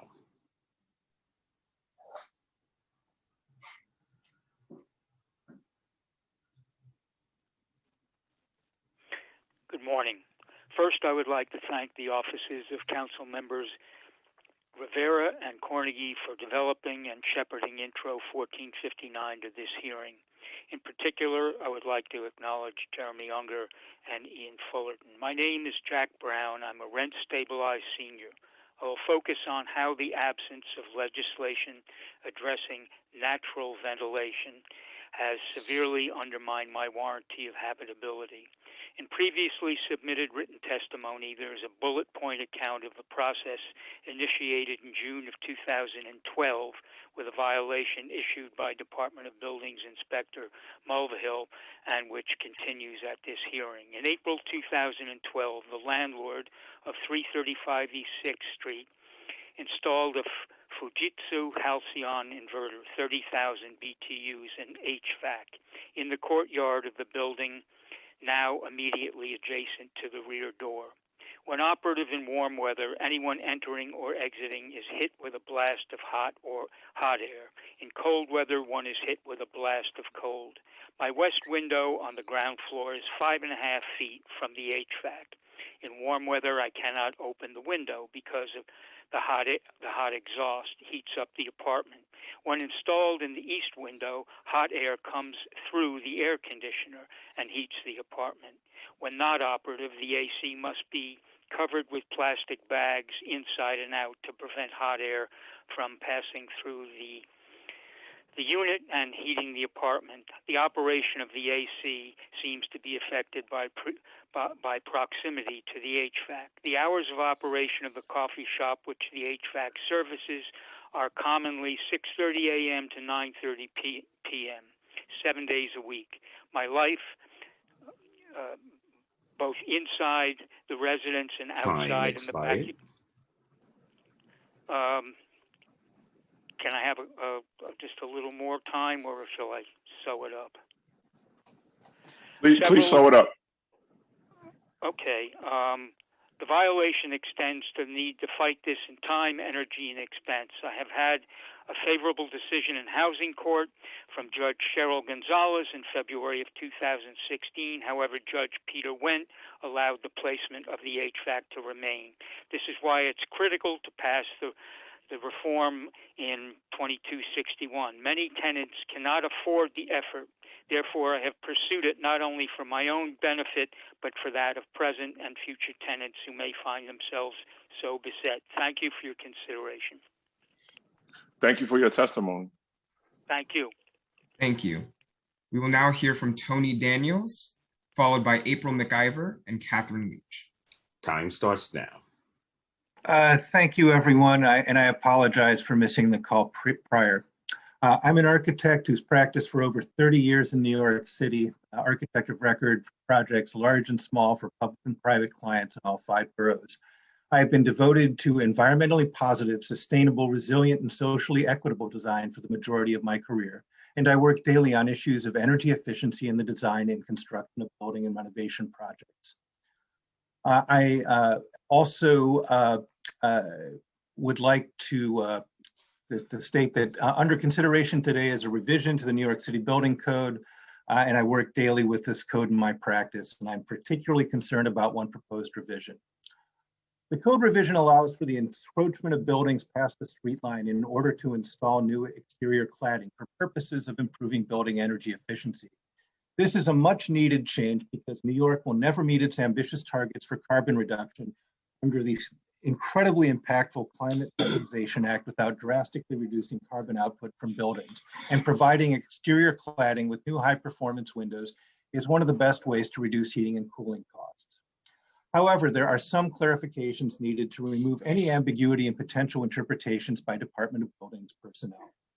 The proposed text of the code states that exterior cladding systems may extend past the street line, but makes no mention of building mechanical systems, ductwork, piping, and conduit that may be part of an energy efficient retrofit of this kind. These items are often installed in an integrated way with cladding systems and should be explicitly allowed to extend past the street line. Second, the proposed text of the code states that the covering system must be needed to comply with New York City Energy Conservation Code. The language remains open to interpretation in that the New York City Department of Buildings could limit the allowable encroachment to meet today's energy code requirements, but not tomorrow's. The text should be revised to allow for overcladding to meet or exceed these requirements. They are once in a generation, and one cannot expect buildings to be retrofitted with more insulation every time the energy code is upgraded. Thank you.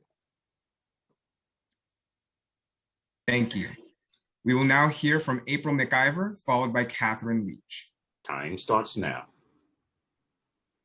Thank you. My name is April McIver. I'm the executive director of the Plumbing Foundation. It was founded in 1986. It's a nonprofit organization of small and large union and non-union plumbing contractors, engineering associations, supply houses, and manufacturers.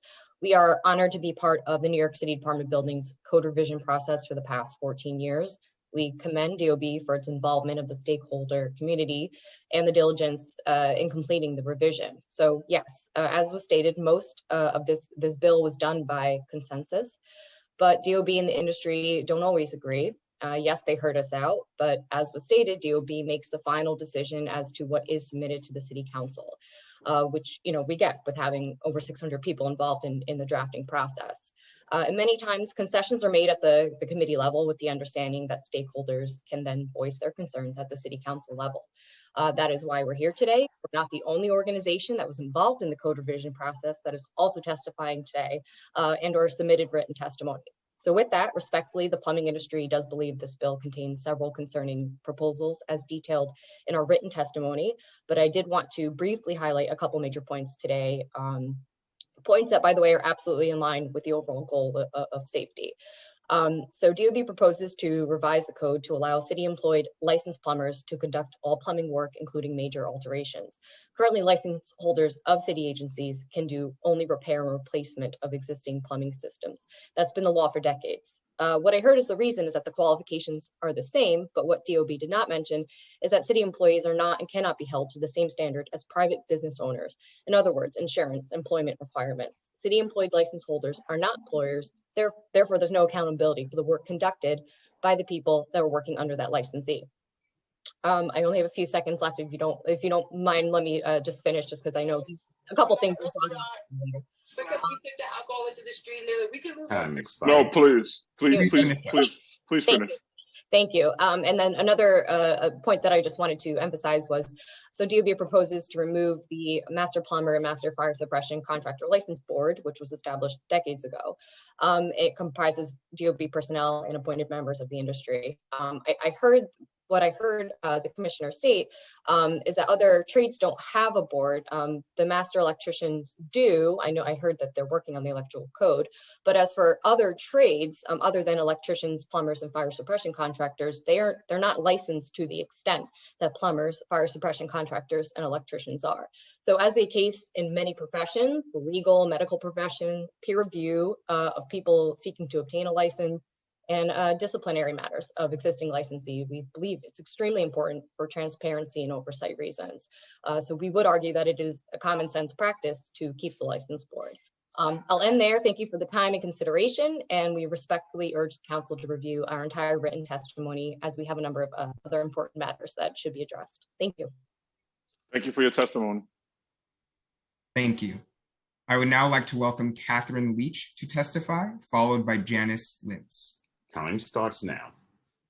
Chairman Cornegy and members of the Committee on Housing and Buildings, thank you for the opportunity to speak in support of Intro 2261. My name is Catherine Leach, and I'm a senior policy analyst at the Citizens Housing and Planning Council.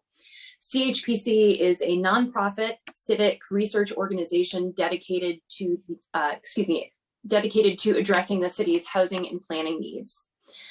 The code revision process is an extremely important ongoing effort to ensure that the city is being built and maintained according to the latest scientific knowledge, best practices, and our shared vision for New York City's future. CHPC appreciates the scale of this undertaking and commends both the committee volunteers and the city agencies involved. Through our work, we witness the broad impact of these codes on the lives of New Yorkers. We're inclined to think of construction codes as a technical tool that imposes safety standards and consistency on the built environment. This is true, of course, but there are also human consequences to each specification of the code. Required dimensions, occupancy designations, and listed materials change where and how we live. 1 inch of ceiling height can determine whether your grandparents can live in an apartment below you, or if you can rent an extra unit to make ends meet. In this revision cycle, the technical and subject matter experts recommend an adjustment to the minimum ceiling height required for basements in 2-family homes. Without this revision, 2-family homes have a more onerous effective ceiling height requirement than both single family and multiple dwellings. This rationalization of ceiling heights will also help enable the creation of accessory basement apartments, which are an important component of New York City's housing stock. These units serve new entrants to the housing market, multi-generational households. May I continue? It's just one. Yes, please. Please. Thank you. Multi-generational households, seniors aging in place, and homeowners in need of extra income to pay a mortgage. This is just one example of how re-examining our technical prescriptions can have a significant human impact.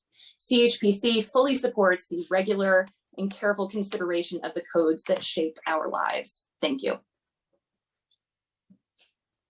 Thank you. I would now Thank you for your like to testimony. welcome- Sorry, say that one more time, Chair. No, I was saying thank her for her testimony. Oh, of course. Thank you again. I would now like to welcome Janice Lintz to testify, followed by Ramon Gilsams. Time starts now. Hello, my name is Janice Schachter-Lintz, and I'm the CEO of Hearing Access and Innovations.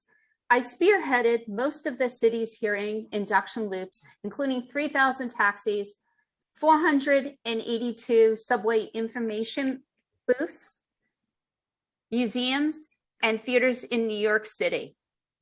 As far as I'm aware, I am the only person in the world tracking global best practices for people with hearing loss.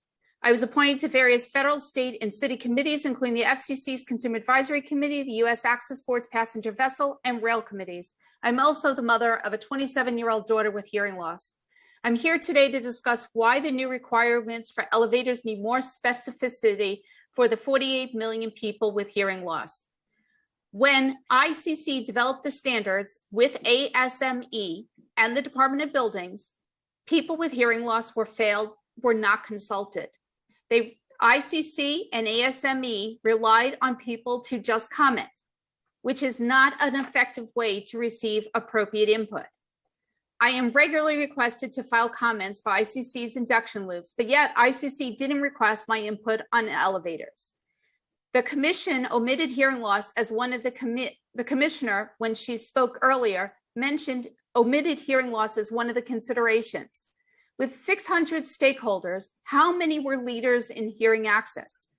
The standard of two-way communication that was created is unclear. In the absence of clear specificity, venues rely on vendors to select the access rather than choosing what is most suitable for the end users, people with hearing loss. Elevators need to provide both auditory and visual forms of effective communication for people with hearing loss. I included in my submission a slide which shows us. The auditory aspect can be met with induction loops. I'm almost done. With countries such as Nigeria, England, and Azerbaijan offer in their elevators. I included photographic proof of this. New York City should do the same to ensure all people have access to emergency communication. We have heard enough testimony what happens about what can go wrong. And now imagine if you can't communicate. For people with hearing loss, that is an ongoing and terrifying problem, and we need the city to provide specificity. Thank you for your time, and I'm happy to speak to anyone who would like more additional information on what an induction loop is and how it works. Well, thank you for your testimony. I'm glad you were able to participate this morning. I know you had some challenges. Well, there were some challenges, so I'm glad you were able to participate. Yeah, this was critical, and I would have appreciated if the council could have accommodated me a little earlier. Just honestly, there has to be a better way of organizing that. When you get up to that testimony, please include me for that, because there has to be a way where someone doesn't have to commit 2 hours to be able to testify. Because if you can imagine, for people with hearing loss and their parents, it limits how many testimonies you can do. You can make this a full-time job, and it really isn't right to be an unpaid full-time person commenting at every city council hearing on issues. And when you're not put to the front of the line, you can't commit 2 hours. Well, thank you for flagging that. I really appreciate that. Thank you. Thank you. We will now be hearing from Ramon Gilsands, followed by Kevin Lindahl. Time starts now. Thank you for giving me the opportunity to speak. My name is Ramon Gilsands. I am a founding partner of Gilsands Mary Stefik, a structural engineering and building envelope firm that operates in 4 states and employs over 100 people. I am a member of the federal codes. I am a member of ASCE 7 and of the spec committee of AISC. I am very proud of being part of this effort, and I am very grateful to the labor of the building department. They have done a great job. This effort started 20 years ago, right? After the World Trade Center attacks, it was very clear that the city that had a code that dated from 1968 needed a process to keep up with technology. I was given the opportunity to participate. I have been the chair, or I am the chair of the structural committee that employs approximately over 50 structural engineers that have devoted uncountable hours to this effort. I can only say good things about the DOB, about the effort, and about everybody that has participated. Thank you very much. Thank you for your testimony. Thank you. I would now like to welcome Kevin Lindahl to testify, followed by Mark Weisbach. Time starts now. Hi, I'm Kevin Lindahl from the Bloomfield Tenants Organization. Could you hear me okay? Yes. As Councilman Carnegie talked a little bit about the importance of making housing affordable, and I think that as a housing activist, that's extremely important. There's a program in Finland called Housing First, where basically what the priority of this program is to cut out the red tape, not look at people's, not focus so much on people's background, on the pre-qualifiers, the criminal history, drug addictions, psychotic episodes, because what they found is there's such a burden, a tremendous burden of not knowing where you're going to sleep at night, or if you live in an apartment and you can't afford the rent and knowing in a couple months you could be homeless. That stress of not knowing where you're going to sleep or potentially being in a shelter and having nowhere to go contributes to all these side issues, drug addictions, crime, not being able to get back into the workforce. And in Finland, what they did is they said, you know what, let's get people in housing first. And what they noticed is crime rates dropped by more than 75%. It was much easier for people to get back into the workforce within less than a year to a year or two, rather than it taking sometimes more than decades for a homeless person, or never at all, to get back into the system. By putting our hearts first and saying, you know what, the reason why some of these homeless, these people are having such a hard time is this tremendous stress of not knowing where you're going to be able to sleep tonight. Imagine having no idea where you're going to sleep tonight, or next week, next month, having to sleep out on the street, or potentially you're in an apartment and you can't you don't know how to log on to get the aid you need, and you're going to be pushed out in a couple of Time months. expired. And now you're out on the street. And this program, and I wanted to address this to Councilman Carnegie, if we could talk about this some more after this. It made it much easier to mitigate these side issues when we just said, let's pass some legislation in Finland where we get people into homes or into a room, a place where they can wash up, a place where they can sleep. When that stress is reduced, all those the cost comes down, it improves the quality of life. And if the council would consider legislation like this, housing first, putting that priority first, eliminating the bureaucracy, that's something you would be remembered for the rest of your careers, because it would really transform people's lives and it would change the nature of the city. And New York should be the first city to try to do this. So I thank you for your time. Thank you for your testimony. Please, if you could just leave your information maybe in the chat or somewhere, I'll follow up with you. I love that idea. We'll talk about this. Yeah, definitely. Thank you, Councilman. Okay. Thank you. Thank you. I would now like to welcome Mark Weisbach to testify, followed by Arthur Clark. Time starts now.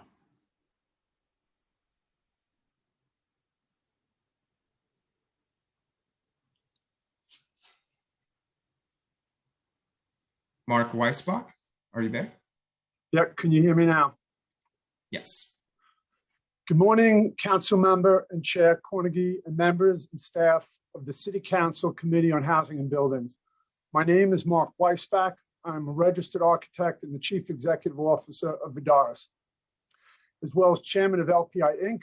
and Executive of Socotec US Holdings, responsible for 10 specialty consulting companies throughout the United States. I come before you today in support of Intro 2261. I'm also intimately familiar with FISP and feel so much for the families of Grace Gold, Greta Green, and others, and support FISP renaming in Grace's honor. But today, I support City Council for taking actions that could prevent fires resulting from the use of combustible materials in and within exterior walls. Today, ironically, marks the 4th anniversary of the horrific Grenfell Tower fire that claimed the lives of 72 innocent people and destroyed a high-rise apartment block in North Kensington, a suburb west of central London, England. The fire reportedly started along the perimeter of the 4th floor and uncontrollably raced up the 24-story structure, engulfing the entire building within minutes. A similar fire in New York City would likely cause higher loss and replacement costs than the Grenfell fire due to our density and the higher cost and complex nature of construction in New York City.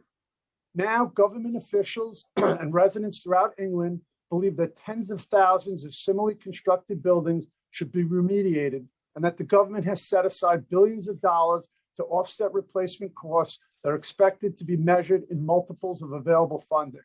Hundreds of buildings maintain 24-hour fire watch at a cost to taxpayers of tens of millions of dollars a year in an effort to alert residents of a life-threatening case of an event. Vidaris and its affiliates include more than 350 highly technical experts, engineers, code and zoning consultants, and energy efficiency sustainability experts. Our company was the first entity in New York City to become accredited for special inspection of building exteriors as required by the New York City Code.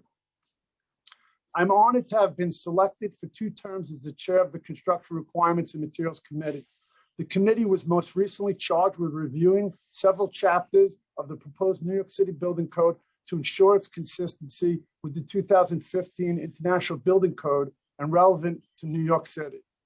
The Construction Requirements and Material Committee included stakeholders of our city, designers, developers, manufacturers, contractors, and representatives of various city agencies, including the Department of Buildings and FDNY. We held 39 meetings vetting specific code language for impact and improvement to the existing code, as well as for the benefit of residents and businesses of New York City. Each of the committee members volunteered additional time beyond the meetings to further research code provisions to maintain New York City's position as a leader and innovator. Our efforts were always sensitive and sensible towards occupant comfort, safety, economics, durability, and energy efficiency. I'm here today to support Intro 2261, but more specifically, to acknowledge that there was contentious debate over certain portions of the code that address the use of combustible materials in and within exterior walls. In fact, this topic was discussed at no fewer than 13 meetings, or roughly once every third meeting that we convene. As you know, the Department of Buildings has endorsed a consensus policy towards code review and development. When consensus cannot be reached in a collaborative manner, remaining issues are then settled through a mediation process. The outcome of the mediation is accepted by all stakeholders. The process is reached through compromise, and this process helps our city move forward to a better place than where we started. On December 10th, 2020, Building Department Commissioner LaRocca issued a 46-page final determination of all sections mediated as part of the 2020 code revision, with detailed provisions regarding the use of combustible materials in and within exterior walls.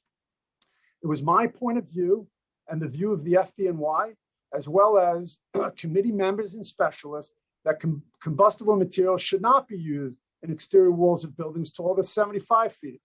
As a result of the mediation process, certain provisions were outlined by the DOB that can mitigate unnecessary risk and slow the spread of fire and poisonous gases on surfaces and through concealed cavities of exterior wall systems by compartmentalization of combustible materials with fire blocking and other intermittent separation, without banning or otherwise eliminating the use of combustible materials.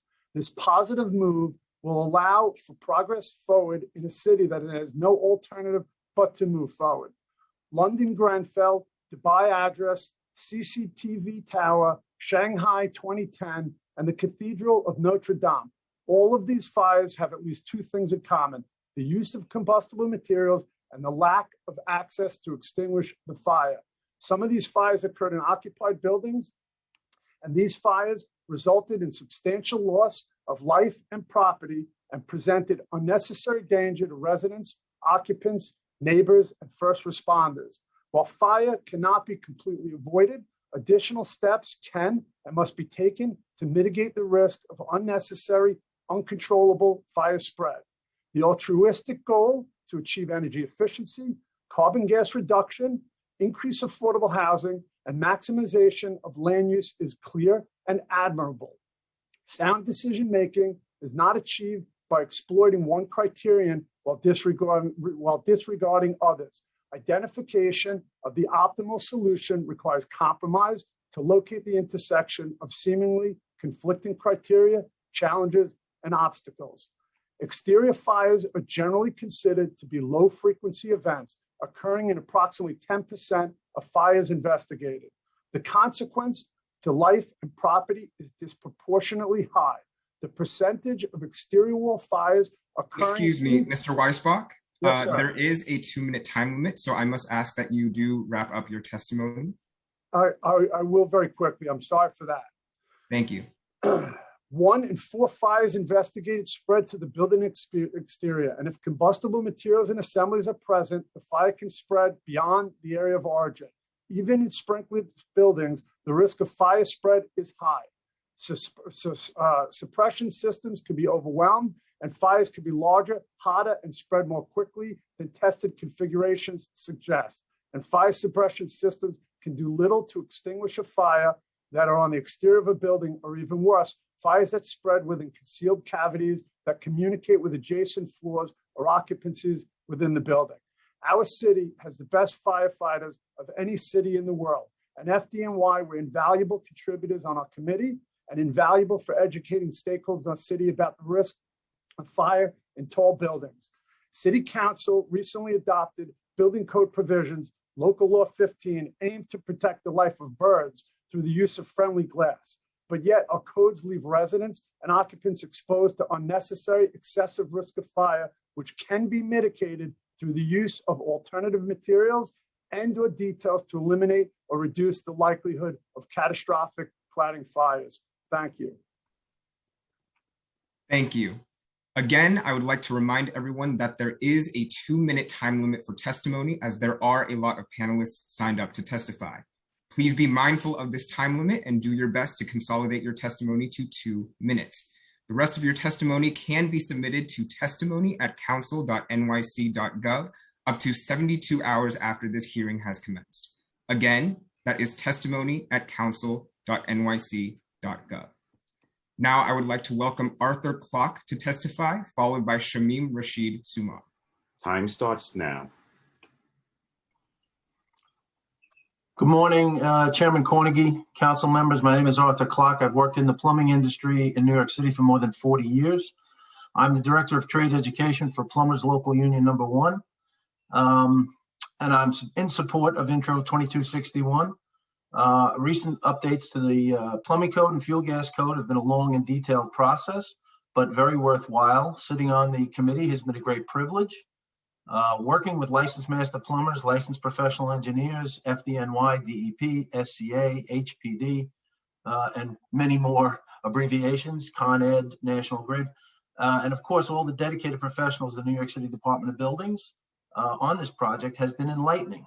I want to express my admiration for the transparent and consensus-based approach DOB used to produce this important work in Intro 2261. Now, that being said, in my written testimony, there are 4 areas where I feel that the council should look at while considering Intro 2261, but I will skip to the one that I think is the most important because of the time constraint. There is, in the code revision, there is an Article 423 of the Administrative Code. 423 details the qualification requirements for persons who are permitted to engage in fuel gas work. This relates to Local Law 150 of 2016 and Local Law 152 of 2016, and then also relates to the rules that the department puts in place, 103-10 of Title I.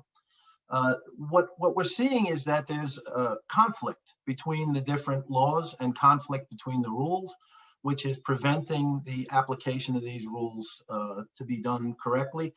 We had an explosion in 2014 in East Harlem that killed 8 people and injured at least 70 others and displaced 100 families. This was followed by another explosion that took place in Greenwich Village that resulted in death. May I go a little further, Mr. Chairman? Thank you.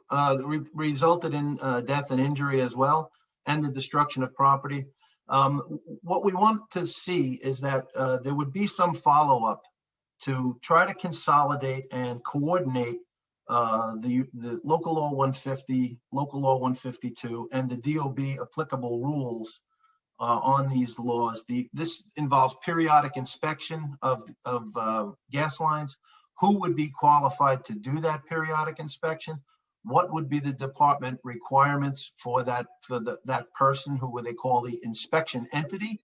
And if all these things were coordinated better, the whole thing would work better and would provide a much greater level of safety for the people of New York City. So I hope in considering 2261, which I do say I'm in favor of, that the committee would look closely at Article 423, how that relates to Local Law 150 and 152. Thank you very much. Thank you for your testimony. Thank you. I would now like to welcome Shamim Rashid Sumar to testify, followed by John Buckheit and Arthur Goldstein. Time starts now.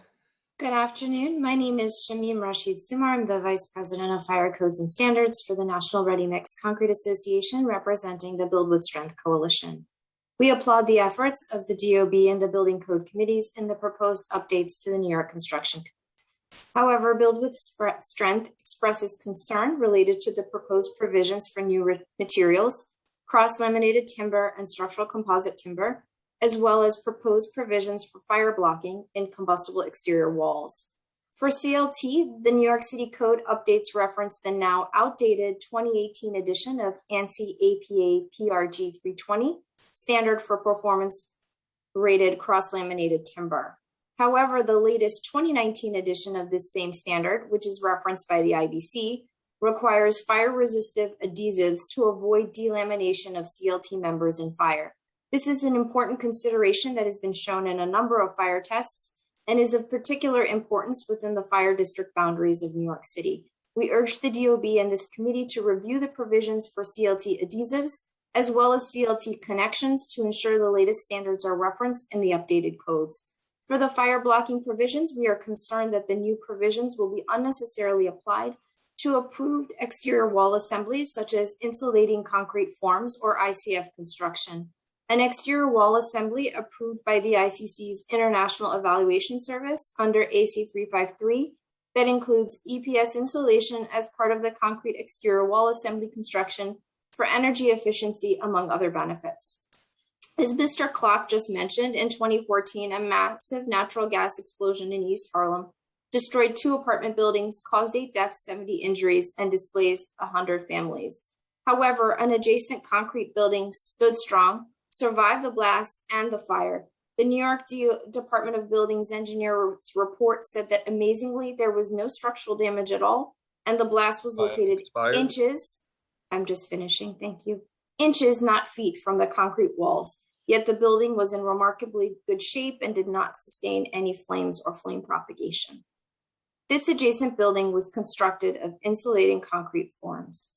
Build with Strength is concerned that the increased provisions for fire blocking in this type of construction are unnecessary, difficult to implement, and threaten the viability of this construction, which is so vital to preserving fire safety, affordability, and energy efficiency in New York City. The Build with Strength Coalition urges revisiting these new provisions for cross-laminated timber and fire blocking to ensure the highest level of safety for New York City residents. Thank you for your consideration. Thank you for your testimony. Thank you. I would now like to welcome John Buckheit to testify, followed by Arthur Goldstein and George Basilio. Time starts now. My name is John Buckheit. I served as the Assistant Chief of Fire Prevention for the Fire Department of New York and was a member of the Construction Requirements and Material Committee. On that committee, we made recommendations to improve the code to address serious concerns about the use of combustibles in the construction of high-rise buildings.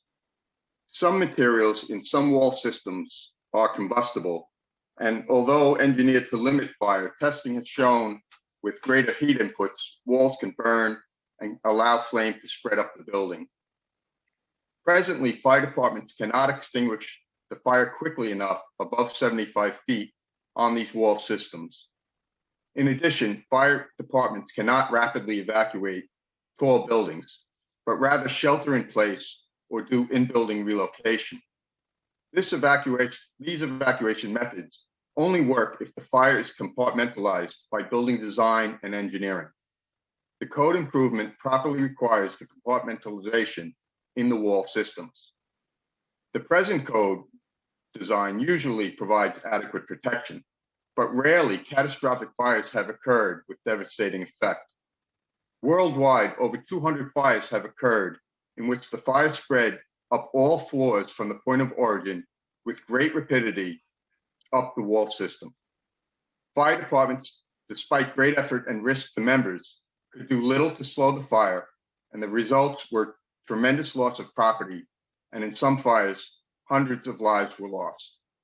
These fires have occurred worldwide in Australia, the Far East, the Middle East, and Europe. 4 years ago today, East London lost nearly 100 lives at the tragic Grenfell fire. The losses from that fire are still mounting as the UK attempts to make buildings with similar construction safe after their wake-up call. Time expired. May I continue for just one moment, Chairman? Yes. Thank you for that. The losses from that fire are still mounting as the UK attempts to make buildings with similar construction safe after their wake-up call. I am certain they would do anything to be able to go back in time and adopt the practical countermeasures the code improvement offers. We have an opportunity to learn from others' short-sightedness and make our high-rise buildings safe for the public by adopting the code improvement. And I'd just like to thank Chairman Cornegy, City Council members, Commissioner LaRocca, and Commissioner Ackroyd. This is a true example of democracy and a mark of a great society. Thank you for allowing me to speak. Thank you for your testimony. Thank you. There is a caller present in this hearing. Caller number 1, phone number 1-917-213-455. If you could please identify yourself.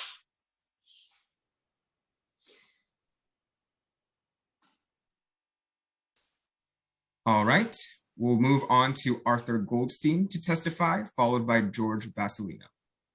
Time starts now. Actually, it's the reverse. George Basilino should go first. I'm just supposed to be on a panel with him to possibly answer questions. All right, thank you for that information. Mr. Basilino, if you could please testify. Time starts now.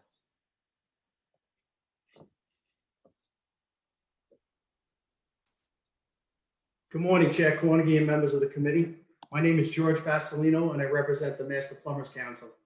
Thank you for providing the Master Plumbers Council with the opportunity to speak today. This final package of codes represents the collective work of a group of people who served on the technical committee. The revision process was a monumental effort, only made possible by the effective leadership and guidance of the dedicated professionals of the department. The entire process was extremely transparent and consensus-based. The process worked so well that the MPC has no objections or recommended changes for the gas code. The MPC was also privileged to serve for the first time on the Administrative Advisory Committee. The purpose of this committee is to consider code sections related to items such as the laws governing permit issuance and license regulation. Unfortunately, advisory committees are not required to achieve consensus. However, we thank the department for taking the time to help us better understand the intricacies of the process and listening to our concerns about what we consider to be some very important issues. Our written testimony that we'll present to you has recommendations to address some of these proposed changes. For the most part, they request simple clarifications and are in strict accordance with the intent of this code. That includes incorporation of current scientific knowledge, work experience, and techniques, all in the interest of public safety. It also requires a due regard for building construction and maintenance costs. Our proposals adhere to this intent while also providing New York City residents with the lowest possible cost of compliance. Licensed plumbing is as important to public safety as oxygen is to a human body. It reduces the risks that include water contamination, cross connections, and scalding. Faulty repairs can lead to leaks that create mold and fungus. Licensed plumbers have the proper qualifications, the knowledge, and most importantly, the legal permission to do this work. Sadly, we are all too familiar with what happens when unlicensed and unqualified persons undertake gas work. We thank the chairman of the committee for all their time and efforts helping keep New York City residents safe. It took a few extra years to get here, but this revision is finally ready for your review. We believe that this code, with some minor revisions, along with the 10 gas safety bills you passed, will continue to provide New York City residents with the very best processes to keep them safe. Have a great day. Thank you. Thank you for your testimony. It has been an absolute pleasure to work with you and members of the industry around trying to get us to a safer, more equitable way of doing business in the city. It shouldn't be as difficult for us to do business. So thank you. Continue to work together. Let's work together. Look forward to it. Okay, thank you, Mr. Chairman. All right, thank you, Arthur. Thank you. I would now like to welcome Max Wolf to testify, followed by Dorothy Mazzarella. Time starts now.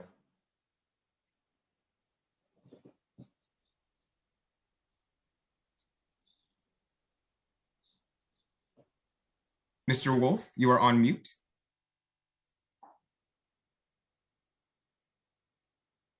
There we go. Dear Council Member Carnegie and City Council members, my name is Max Wolf and I'm an architect and professional engineer specializing in sustainability and enclosure design at Skidmore, Owings & Merrill, New York. I don't doubt the good intentions of the proposed changes to the cladding and fire blocking portions of the building code if we've discussed today, as there have been cladding fires that show some enclosures are far less safe than claimed. But what concerns many of us about the revisions is, frankly, the confused, nonsensical approach. Enclosure design is one of the most complicated specialties in architecture, and since there's not enough time today to go into the attached details, I suggest two overarching trends for guidance. One, the history of cladding fires points to combustible cladding, and at times combustible insulation is the culprit. Thus, I recommend combustible cladding and insulation not be permitted on high-rise buildings and probably not on low-rise buildings above 40 feet. This is a more conservative and simpler approach than the code committees. Two, climate change is a parallel life safety matter, as is deadly and irreversible as a fire on a much greater scale. It's more extreme weather and will increasingly contribute to fires, deadly heat waves, and other devastating processes throughout New York if we don't continue to reduce emissions.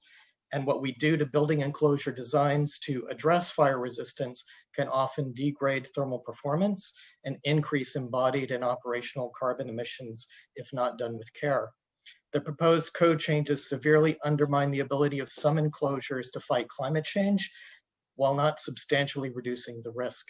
Therefore, the Local Law 97 Advisory Board absolutely must have time to require any changes to the proposed enclosure revisions, and I recommend you delay passage of this bill or these portions of it and direct the committee to make available a report summarizing the research, including anticipated Local Law 97 impacts. I urge you to introduce a bill that requires all future changes to code and zoning include Local Law 97 impacts, or it will gradually be picked apart. Thank you. Thank you for your expert testimony. Thank you. We will now hear from Dorothy Mazzarella, followed by Eduardo Liviano. Time starts now. Chairman, members, and staff of the Committee on Housing and Buildings, my name is Dottie Mazzarella. I'm the Vice President of Government Relations for the International Code Council. The ICC is a member-focused association dedicated to helping the building community provide safe, resilient, and sustainable construction through the development and use of model codes referred to as I-codes, used for the design, construction, and compliance process. I appreciate the opportunity to submit testimony in support of Intro 2261 to update the city's construction codes. As the commissioner mentioned earlier today, the I-codes are adopted at the state or local level in 50 states, DC, Guam, the Northern Mariana Islands, the US Virgin Islands, Puerto Rico, and here in New York City. And also internationally in the Caribbean, Central America, the Middle East, Georgia, and Mexico. The I-codes are revised and updated every 3 years by a national consensus process that strikes a balance between the latest technology and new building products, economics, and cost, while providing for the most recent advances in public and first responder safety and installation techniques.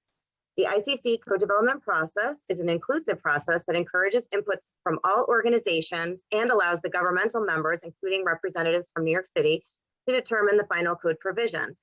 I am pleased that several members of the Buildings Department staff participated in the most recent code hearings, and as a result, several provisions of the current New York City construction codes have been incorporated into the I-codes. Technical and practical expertise of New York City building and fire officials, design professionals, builders, contractors, labor representatives, and all are important to your adoption efforts as well as ours. By keeping the codes current, the city provides the safest and economically prudent climate for its citizens, since it allowed the use of new construction methods. Accordingly, the legislation will update the city's construction codes to reflect enhanced building construction safety, accessibility, sustainability, and resiliency. Lastly, I would like to commend the Department of Buildings for once again leading a transparent and inclusive process of code adoption. Every affected organization was invited to participate in the process, and in fact, the New York City code adoption process and its code revision cycle handbook served as a model for the city of Chicago. The ICC is honored to partner with the city on your adoption efforts, and thank you so much for the opportunity. I hope that the City Council will pass the code expeditiously, and I'm happy to provide any further information if you need. Thank you. Thank you.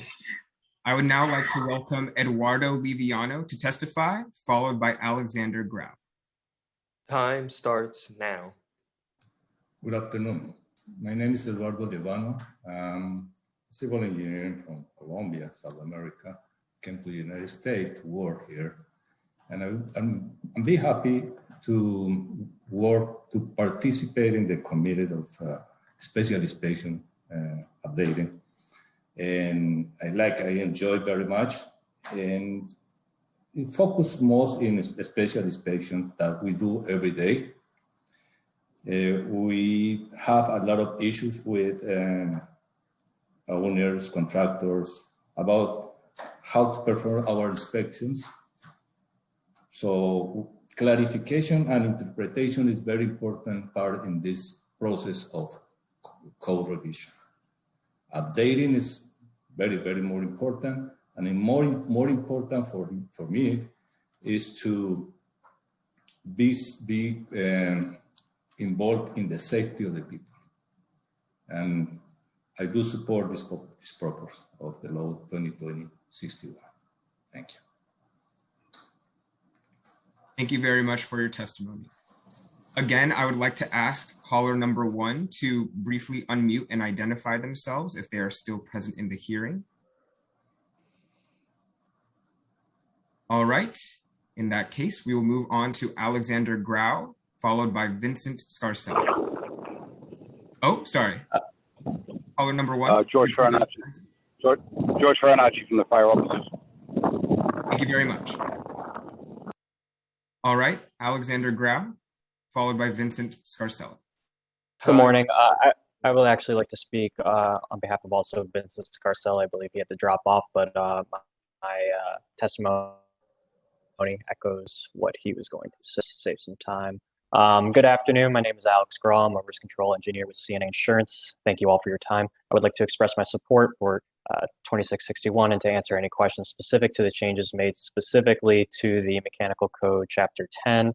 My primary goal sitting on the Chapter 10 Technical Committee was safety. The changes in Chapter 10 were taken from international codes, ASME, NFPA, and New York State codes. The changes proposed bring the current law in line with industry accepted standards and overall make the operation of boilers and pressure vessels within New York City safer. If any additional insight or information pertaining to the changes to Chapter 10 of the Mechanical Code is needed, I would be happy to provide insight and justification, along with a formal written testimony made by my colleague, Vincent Scarcella. I thank you for your time. Thank you. Thank you very much. We will now move on to Chris Halfnight and then hear testimony from Lyric Thompson.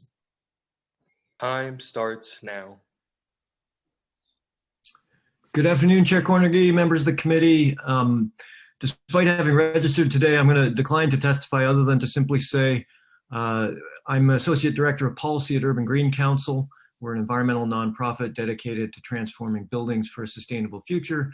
And just wanted to applaud and thank the committee, the dedicated team at the Department of Buildings, and the many volunteers on the technical code committees for this comprehensive update to the city's construction codes. Thank you very much. Thank you for your. Thank you. We will now move on to Lyric Thompson, followed by Chris Thompson. Time starts now. Hi, good afternoon. My name is Lyric Thompson.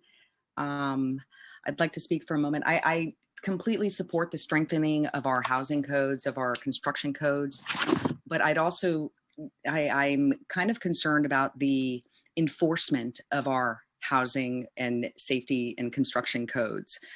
Over the last 6 years, we have had issues with our egress doors, as well as our vestibule door and our smoke stopping walls. The codes are written down. NFPA 80 with regard to egress doors is the standard that HPD is supposed to meet in accordance with Multiple Dwelling Law 50-A.5.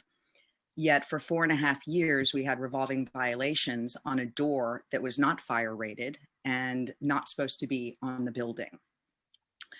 27-370 exit passageways state that all corridor and exit passageway doors shall be self-closing, non-combustible, and smoke-proof. 715 3.3 door assemblies in corridors and smoke barriers goes on to say that said vestibule doors are supposed to be in compliance with UL 1784. They're supposed to be draft control and smoke stopping. The wall is supposed to be smoke stopping as well, in compliance with NFPA 252. Now, my problem is that we have a hole in our smoke stopping wall, and our vestibule door has a 2-inch gap at the bottom of it. Our fire protection is non-existent. Now, Councilmember Cornegie, I have come before this committee many, many times. I have begged you many, many times to address the issue with the lack of enforcement of our fire standards for egress doors and HPD's lack of knowledge of these standards. Time expired. Can I finish up? Please wrap up quickly. Okay. The lack of enforcement of these standards has dire consequences, as in it costs people their lives. In our situation, Councilmember Cornegie, you're very well aware that we had to have defective door hardware removed by the fire department 6 days after HPD said that this door hardware was perfectly acceptable. Now, again, I'm going to ask you, when are you going to take fire safety seriously? You have promised me over 10 times over the past 4 years that you would address this. In the last hearing, you promised a hearing with HPD to ascertain as to why they don't know these codes and why they're not enforcing these safety standards. I would like to do this, sir, before we have to attach someone's name on a bill to address this. So what say you, Robert? And working with DOB to get to a place where we can have this hearing. So I promise you the hearing, we're going to have the hearing. All right, we'll see. Thank you for your time. Thank you. Thank you. I would now like to welcome Chris Thompson to testify, followed by Jeffrey Blaine and Aaron Gunsner. Time starts now. Good afternoon. I'd like to thank Chair Carnegie and the members of the committee for the opportunity to testify. I'm Chris Thompson, Global Product Development Manager at Tenmat Limited in the UK and Tenmat Inc. in the US. I've been involved in the design, fire testing and development of intumescent fire stopping and fire blocking materials for the past 20 years. I'm commenting on the proposed changes detailed in Chapter 7, Sections 718.2.6 in relation to fire blocking and external wall systems and the juxtaposition between fire blocking whilst also allowing the external facade to function as designed, including for energy efficiency, which has been raised a few times already today. So we agree that serious consideration of using proven and fire-tested systems for rain screens and cladding is key, as is the importance of fire blocking. And with regards to the proposal of the option of fully sealing off the cavity with stone wool fire blocking behind rain screen systems, this is clearly an effective solution in terms of stopping vertical fire spread caused by the so-called chimney effect. However, in non-fire situations, the complete blocking of the cavity could cause other issues, such as a lack of drainage, lack of ventilation, which can lead to damp problems and reduce energy efficiency through thermal bridging, and possibly the complete redesign of rain screen systems. These issues can be prevented with the use of intumescent technology, while still providing fire blocking capabilities. So intumescent materials are designed to rapidly swell as a result of heat exposure and can expand many times their original thickness and shut off passageways for fire and heat. This means fire blocking can be designed to leave a ventilation and drainage air gap for the system to ventilate as required, and ventilation materials to be in place to enhance energy efficiency. However, in a fire situation, the intumescent fire blocking would expand to limit vertical fire spread. Such intumescent fire blocks have been used extensively in the UK for the past 15 years, as well as other parts of Europe, the Middle East and Australasia, and have been increasingly specified and enforced following the well-documented rain screen fires in recent years. Just one more sentence. So to summarise, fire blocking can be effective without significant changes to rain screen system designs by the use of intumescent systems as an alternative fire blocking material. Thank you. Thank you very much for your testimony. Next, we will hear from Jeffrey Blaine, followed by Aaron Gunsner and David Johnston. Time starts now.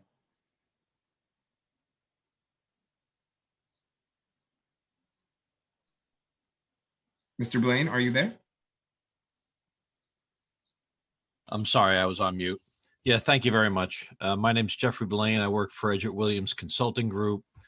We're a vertical transportation elevator consulting group. I participated on the elevator committee for this code cycle and the previous two. I'd like to speak in favor of Intro Bill 2261. I just have two suggested improvements. One of them is regarding the accessibility requirements in the proposed building code chapter 11 regarding requirements for destination dispatch elevators. The other is regarding improvements in requirements for occupation evacuation elevators. There were improvements recently made by ASME based upon feedback from actual installations that have just been published in their 2019 code. I will be submitting these as suggested improvements via the email address provided, and I'd appreciate their consideration. And thanks very much for the opportunity to speak. Thank you. We will now hear from Aaron Gunsner, followed by David Johnston and Kana Franklin. Time starts now.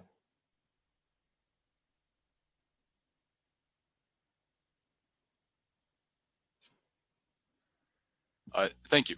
Good afternoon. My name is Aaron Gunsner, Advocacy Manager with the Air Movement and Control Association International, or AMCA International. AMCA International was founded in 1917 and is a not-for-profit association of manufacturers of fans, dampers, louvers, and other air system components for commercial building, heating, ventilating, and air conditioning, industrial process, and power generation applications. Its mission is to advance the knowledge of air systems and uphold industry integrity on behalf of its nearly 400 members worldwide. AMCA International thanks the committee for the opportunity to provide testimony regarding Intro 2261, the Construction Codes Revision Completion Bill. AMCA International urges the committee's support of this bill and supports the development efforts of the New York City Department of Buildings, which resulted in this bill. AMCA International believes that collaborative work between regulated parties, the Department of Buildings, and other interested parties ahead of rulemaking efforts can result in higher confidence that, presented for the rulemaking effort, will be an accurate and effective set of codes proposed for adoption that will serve the public interest of New York City and improve the safety, health, and operability of its buildings. I would like to give a brief description of AMCA International's contribution to and involvement with the development of Intro 2261. AMCA International provided a guidance letter to the Department of Buildings in 2016 regarding louver requirements in the 2014 New York City Mechanical Code. AMCA International then provided an updated letter to the department on December 20, 2019, which included clarifying code change recommendations for these louver requirements. Following submission of the 2019 letter, AMCA International was connected by the Department of Buildings to the Mechanical Technical Committee and the panel chair for the Mechanical Codes Ventilation Chapters. On February 18, 2020, a team of AMCA International members and staff met with members of this TC to discuss the details of the proposed changes to the mechanical code as outlined in the letter. A consensus was reached that largely accepted AMCA International's recommendations. Time expired. If I may, through the chair, a few more sentences.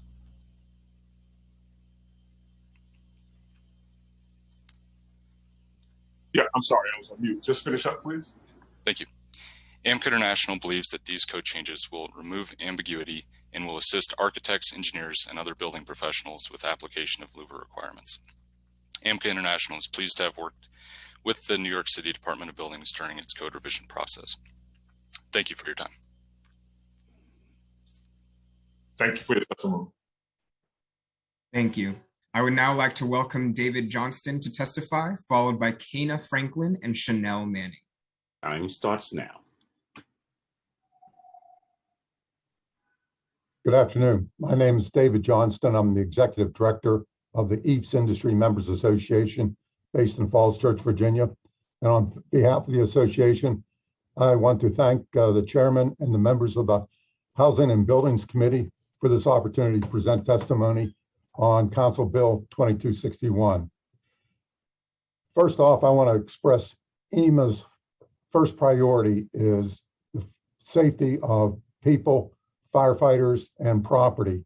And that is a high priority of our organization. EMA's made up of 750 members who are applicators, designers, manufacturers, and distributors of the exterior insulation and finished systems. This is a cross-section of EIFS, and you can see, yes, it does have combustible expanded polystyrene, which is probably in 80% of the installations. Let me say right off the bat, clarifying things, it's a sad day, June 14th, about Grenfell Tower. EIFS was not on Grenfell Tower. EIFS is not like the cladding that was on Grenfell Tower. The commonality is the use of foam insulation. So I want to clarify that. On an EIFS application, you have right here, this is type X gypsum board. You can put up to 13 inches of expanded polystyrene on the outside, and the fire test will not derate the type X chipboard that's supporting the people on the inside. You can have many different kinds of appearances with EIFS. You can have concrete and even do granite, so you can maintain the appearance of your beautiful city. I want to say that EIFS, thank you. May I finish up, sir? Yes, please. Yeah. EIFS is continuous installation. We are the gold standard of continuous installation. We believe that we are fire tested, and there is no need in New York, no demonstrated need to require fire blocking. Please adopt the two amendments that have been advocated by Bill Egan. Thank you. Thank you for your testimony. Thank you. I would now like to welcome Kana Franklin to testify, followed by Chanel Manning and Corey George. Time starts now. I'll be passing right now. Thank you. All right, thank you. I would now like to welcome Chanel Manning to testify, followed by Corey George and Matthew Hunter. Time starts now.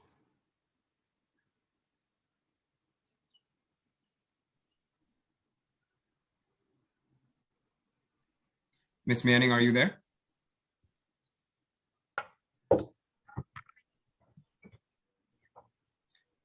All right, we will circle back. I will now move on to Corey George, followed by Matthew Hunter and Chris Benedict. Time starts now. Yes, I will be passing as well. We submitted our testimony via email, so it will be there for you. I represent Energex Wall Systems of Edison, New Jersey. We are an EIFS and stucco manufacturer that operate up and down the East Coast. And, we are broadly in support of the amended changes for adopting NFPA 285 for the exterior systems, but the rest of the information will be in the written testimony. Thank you very much. Thank you. I would now like to move on to Matthew Hunter and Chris Benedict. Time starts now. Yes, good afternoon, ladies and gentlemen. My name is Matthew Hunter. To keep my testimony short, I'm the Northeast Regional Manager of the American Wood Council. The AWC is the voice of American wood products manufacturing. We also develop state-of-the-art standards for engineering, data technology, and standards for wood products to allow design professionals the latest and greatest standards to use designing buildings, safe and resilient buildings out of wood. I'd like to thank Chairman Carnegie and the rest of the members of the committee for the opportunity to testify. We have provided detailed written testimony to address several noteworthy changes specifically related to wood design, wood construction, and the initial listing of terms that have been so often mentioned during the previous testimony of cross-laminated timber, or CLT, and structural composite lumber, or SCL. I apologize. We also support a reorganization of Chapter 23, the wood chapter in the International Building Code, and other standards that are updated and maintained by the American Wood Council, such as the National Design Specification, special provisions for wind and seismic, and the CLT manufacturing production standard that my counterpart at the National Ready Mix Concrete Association was keen to point out, ANSI APA PRG 320-18. The -18 designation for PRG 320 addresses the critical aspect of using fire-resistant adhesives in cross-laminated timber to ensure they do not delaminate during a fire. These standards are of paramount importance for practicing design professionals to ensure they have the latest specifications to safely design modern, heavy timber buildings. By aligning the New York City Building Code with the most current edition of the American Wood Council and other relevant standards, design professionals will have access to state-of-the-art criteria. We have additional comments related to— Time expired. I'll finish up briefly. We have additional comments, written comments related to the previously mentioned reference standards, definitions, editorial considerations, and other minor technical modifications to the proposed code, which will basically align the New York City Building Code with current standards. Thank you for your time to testify today. I greatly appreciate it. Thank you for your testimony. Thank you, sir. Thank you. I would now like to welcome Chris Benedict to testify, followed by Chris McHugh and George Farinacci. Time starts now.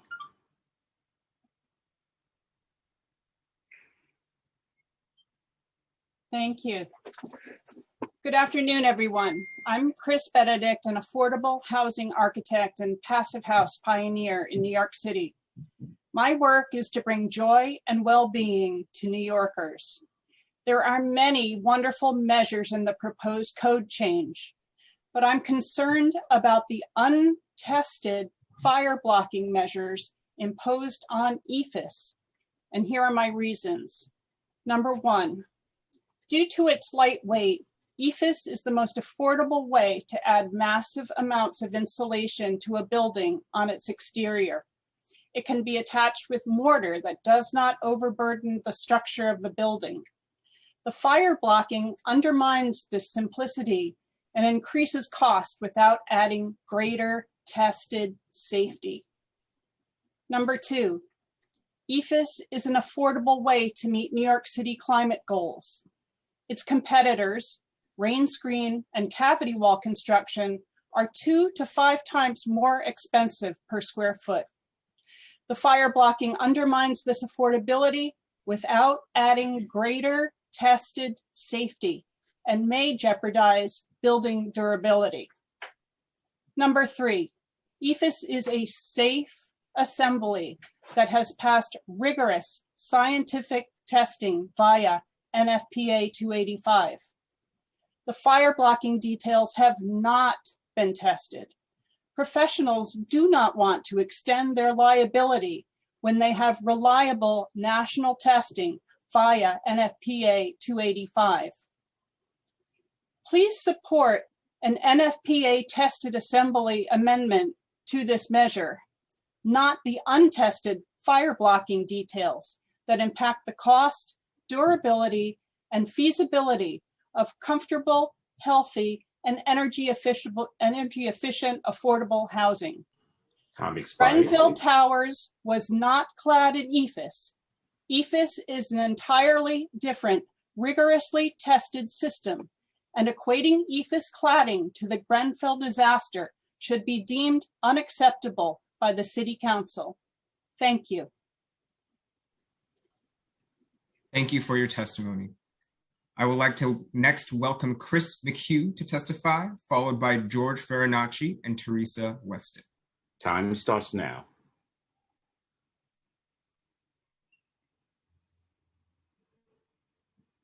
Chris, are you there?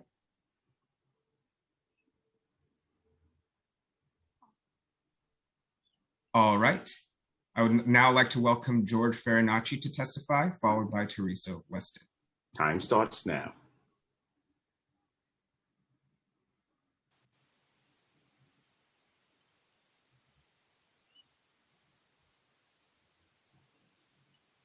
George?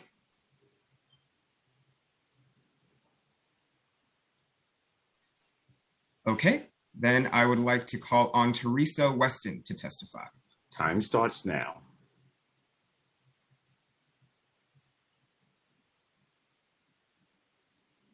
Hello, my name is Dr. Teresa Weston, and I am representing the Air Barrier Association of America with this testimony.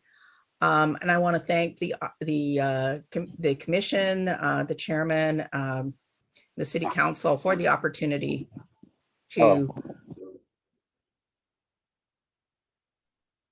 I'm sorry, there's I guess it's the previous person coming in, but express the appreciation to them for the extensive work in updating the New York City Code.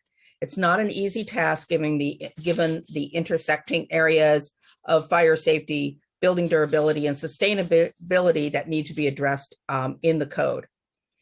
I will, in the interest of time, I will direct you to the Air Barrier Association's submitted written testimony, but I encourage the use of the validated testing performance test method, NFPA 285, as it is included in the IBC model code without an additional overlay requirement for fire blocking, which is a prescriptive requirement and may be unsuitable for some of the cladding assemblies that it would be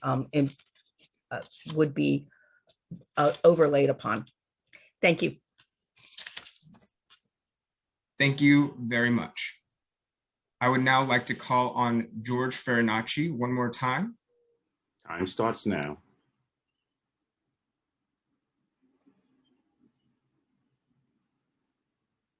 Okay. Hello? There we go. There we Hello. go. Okay, got me?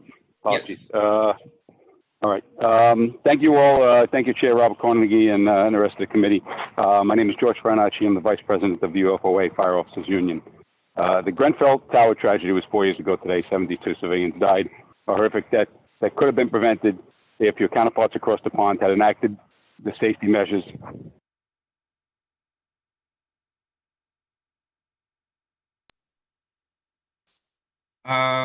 George, I believe we lost you.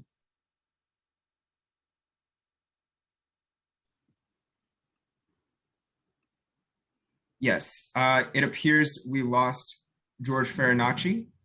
In the meantime, I will call on Teresa Weston to testify. Time starts now. I already testified. My apologies. Thank you. With that, this concludes the public testimony. If we have inadvertently forgotten to call on someone to testify, if that person could raise their hand using the Zoom raise hand function, we will try to hear from you now. Thank you. Stephen Gaynor, if you could please testify. Time starts now. All right. Can you hear me? Yes. Okay. My name is Stephen Gaynor. I'm the owner of Pivot Corp, a consulting firm helping exterior building product manufacturers through marketing technical issues, including codes and testing. I and my business are located in Manhattan, District 2. Thank you, Council Member Rivera, for your responses to my inquiries, and thank you, Chair Carnegie, for allowing me to testify. I'm here to talk about the problematic nature of the fire blocking language proposed in 718.2.6, Chapter 14, Chapter 26, and elsewhere. First, I commend the committee for focusing on compliance and enforcement for the exterior fire propagation test, NFPA 285. These initiatives are things that need focus across the country in all jurisdictions. I cannot overstate the need for this almost everywhere, so good job on that. However, the fire blocking language proposed contains a critical technical mistake that puts occupant safety in jeopardy. You'll hear from other experts regarding the effectiveness of proposed fire blocking. If we assume fire blocking works to reduce flame spread, I'm here to tell you that this proposed language encourages manufacturers to use cheaper, more combustible materials than they currently use under our current code in place. That will make buildings less safe with any mistakes in compliance and enforcement. This is how it works. The current testing, NFPA 285, has a requirement that flame will not spread more than 10 feet above an opening. It has other requirements, but that's one of the main ones. If we assume that fire blocking in cavity actually does work to slow the progress of exterior flames, then we've made a critical mistake by requiring the same fire test be performed with fire blocks, including the same fire spread limit. This is exactly what the new proposed language states by requiring that exterior wall coverings with added fire blocks pass the same tests with exactly the same limits. So if fire blocking works to reduce the flame spread, then New York City will be telling manufacturers that they can put materials in the buildings that are cheaper and more combustible than currently accepted. This will be a result of possibly increased performance of fire blocks and New York City maintaining the same test requirements. I consider this a major mistake that incentivizes manufacturers. Give me one more moment. Incentivizes manufacturers to use more combustible materials than elsewhere in the country. And in my interest and the interest of all New York City residents, please reconsider the adoption of this language and focus on buildings that perform better. I'd also like to remind the council and everyone listening that Grenfell Tower did not use compliant materials in accordance with their codes. It's exactly the lapse of compliance and enforcement that I'm concerned about happening in New York City if we adopt this language with the flaws I've identified. Thank you. Thank you. I would now like to call on George Farinacci to testify since it seems he has rejoined the hearing, and then we will call on Douglas Stive and Chanel Manning. Time starts now. Hello? Yes. Okay. Can hear you. I apologize for that, my fumbling fingers. The Grenfell Tower tragedy was 4 years ago today. 72 civilians died in a horrific death that could have prevented if your counterparts across the pond had enacted the safety measures recommended by intro number 2261. When preventable loss of life occurs, the worst thing we can do is to fail to learn from our mistakes. Otherwise said, to make a decision that would allow someone to die in vain. Working with the fire department for the last 30 years, we learned to count on the unexpected. We live by a credo, if anything can go wrong, it will. When we suffer loss of life, we do everything we can to correct those conditions that led to an unnecessary death so it doesn't happen again. In 1911, the Triangle Shirtwaist Factory led to the death of 146 persons, mostly women and children, because of locked exits. Workers couldn't get to their second means of egress. In 1990, the Happy Land Social Club fire claimed the lives of 87 persons. They were killed because there was no second means of egress. In 2017, 72 people died in Grenfell when a common kitchen fire on the fourth floor spread to each of the 20 floors above. This condition that allowed for the rapid spread of fire, where the results prevented occupants from getting, again, to their second means of egress. So although it wasn't a second means of egress that was locked or blocked, they couldn't get there because of the fire, the heat and the smoke. Intro 2261 will effectively take a 100-story building and contain it to a 3-story firefight. One of the byproducts of the smoke created when many of these products burn is lethal cyanide gas. 75 feet was the original limit for combustible materials. This coincided with the maximum reach of the rescue ladders on our fire trucks.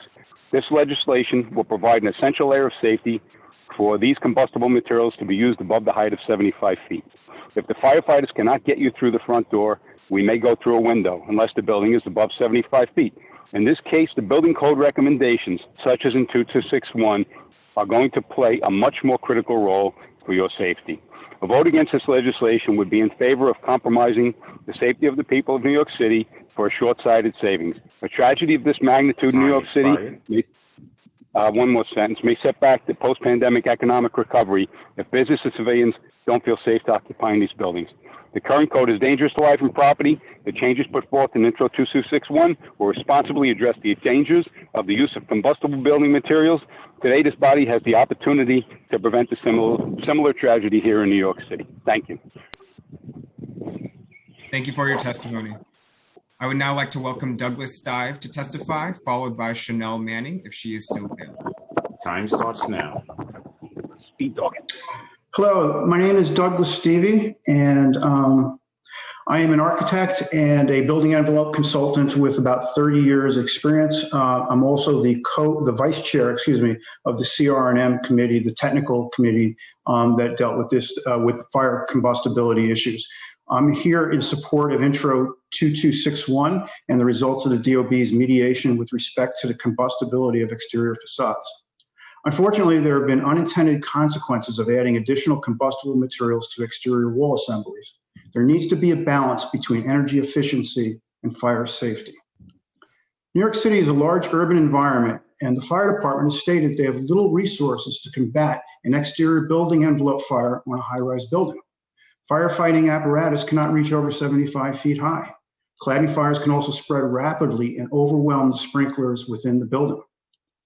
Risk is the product of the chance of something happening and the potential consequences if it happens. A large cladding fire on a hotel in Times Square carries a tremendous risk. Our committee started with some members who wanted a complete ban on combustible materials and exterior facades over 75 feet high. The majority of us wanted to make some changes, but not eliminate combustible materials or insulation that serves us so well. One party recommended doing nothing now, but to make changes if later versions of the IBC change or if NFPA 285 changes. We talked a lot today about NFPA 285. It's a fire test of exterior cladding materials. It's a test run for 30 minutes in duration, and it's used to limit the spread of fire in exterior walls, both vertically and laterally. It doesn't mean that the cladding is non-combustible. It just reduces the fire spread. By adoption into the IBC, it has become the acceptable benchmark cited by many manufacturers for fire performance. However, what is an acceptable burn rate on a two-story building? I have a couple more minutes if I can. On a two-story building, what's an acceptable burn rate on a two-story building in middle America may not be an acceptable burn rate for a 20-story building in Midtown Manhattan, where the fire department cannot reach the fire. New York City does not have control over NFPA 285. We do have control over our building code. We must strike an acceptable balance between energy efficiency and fire safety. Intro 2261 still allows all types of insulation and cladding materials with appropriate modifications to accommodate materials and assemblies known to have a greater risk of combustion. And finally, I believe that engineered and tested solutions are prudent to mitigate the risk of external building envelope fires in high-rise structures in dense urban environments. However, waiting for future code cycles to address new tests or revisions to existing test standards is not appropriate for New York City. I therefore endorse Intro 2261 with the mediated code language related to the combustibility of exterior facades. Thank you. Thank you for your testimony. Again, this concludes the public testimony. However, if we have inadvertently forgotten to call on someone to testify, if that person could raise their hand using the Zoom raise hand function, we will try to hear from you now. All right, seeing as there are no hands, I will now turn it over to Chair Cornegy to close the hearing.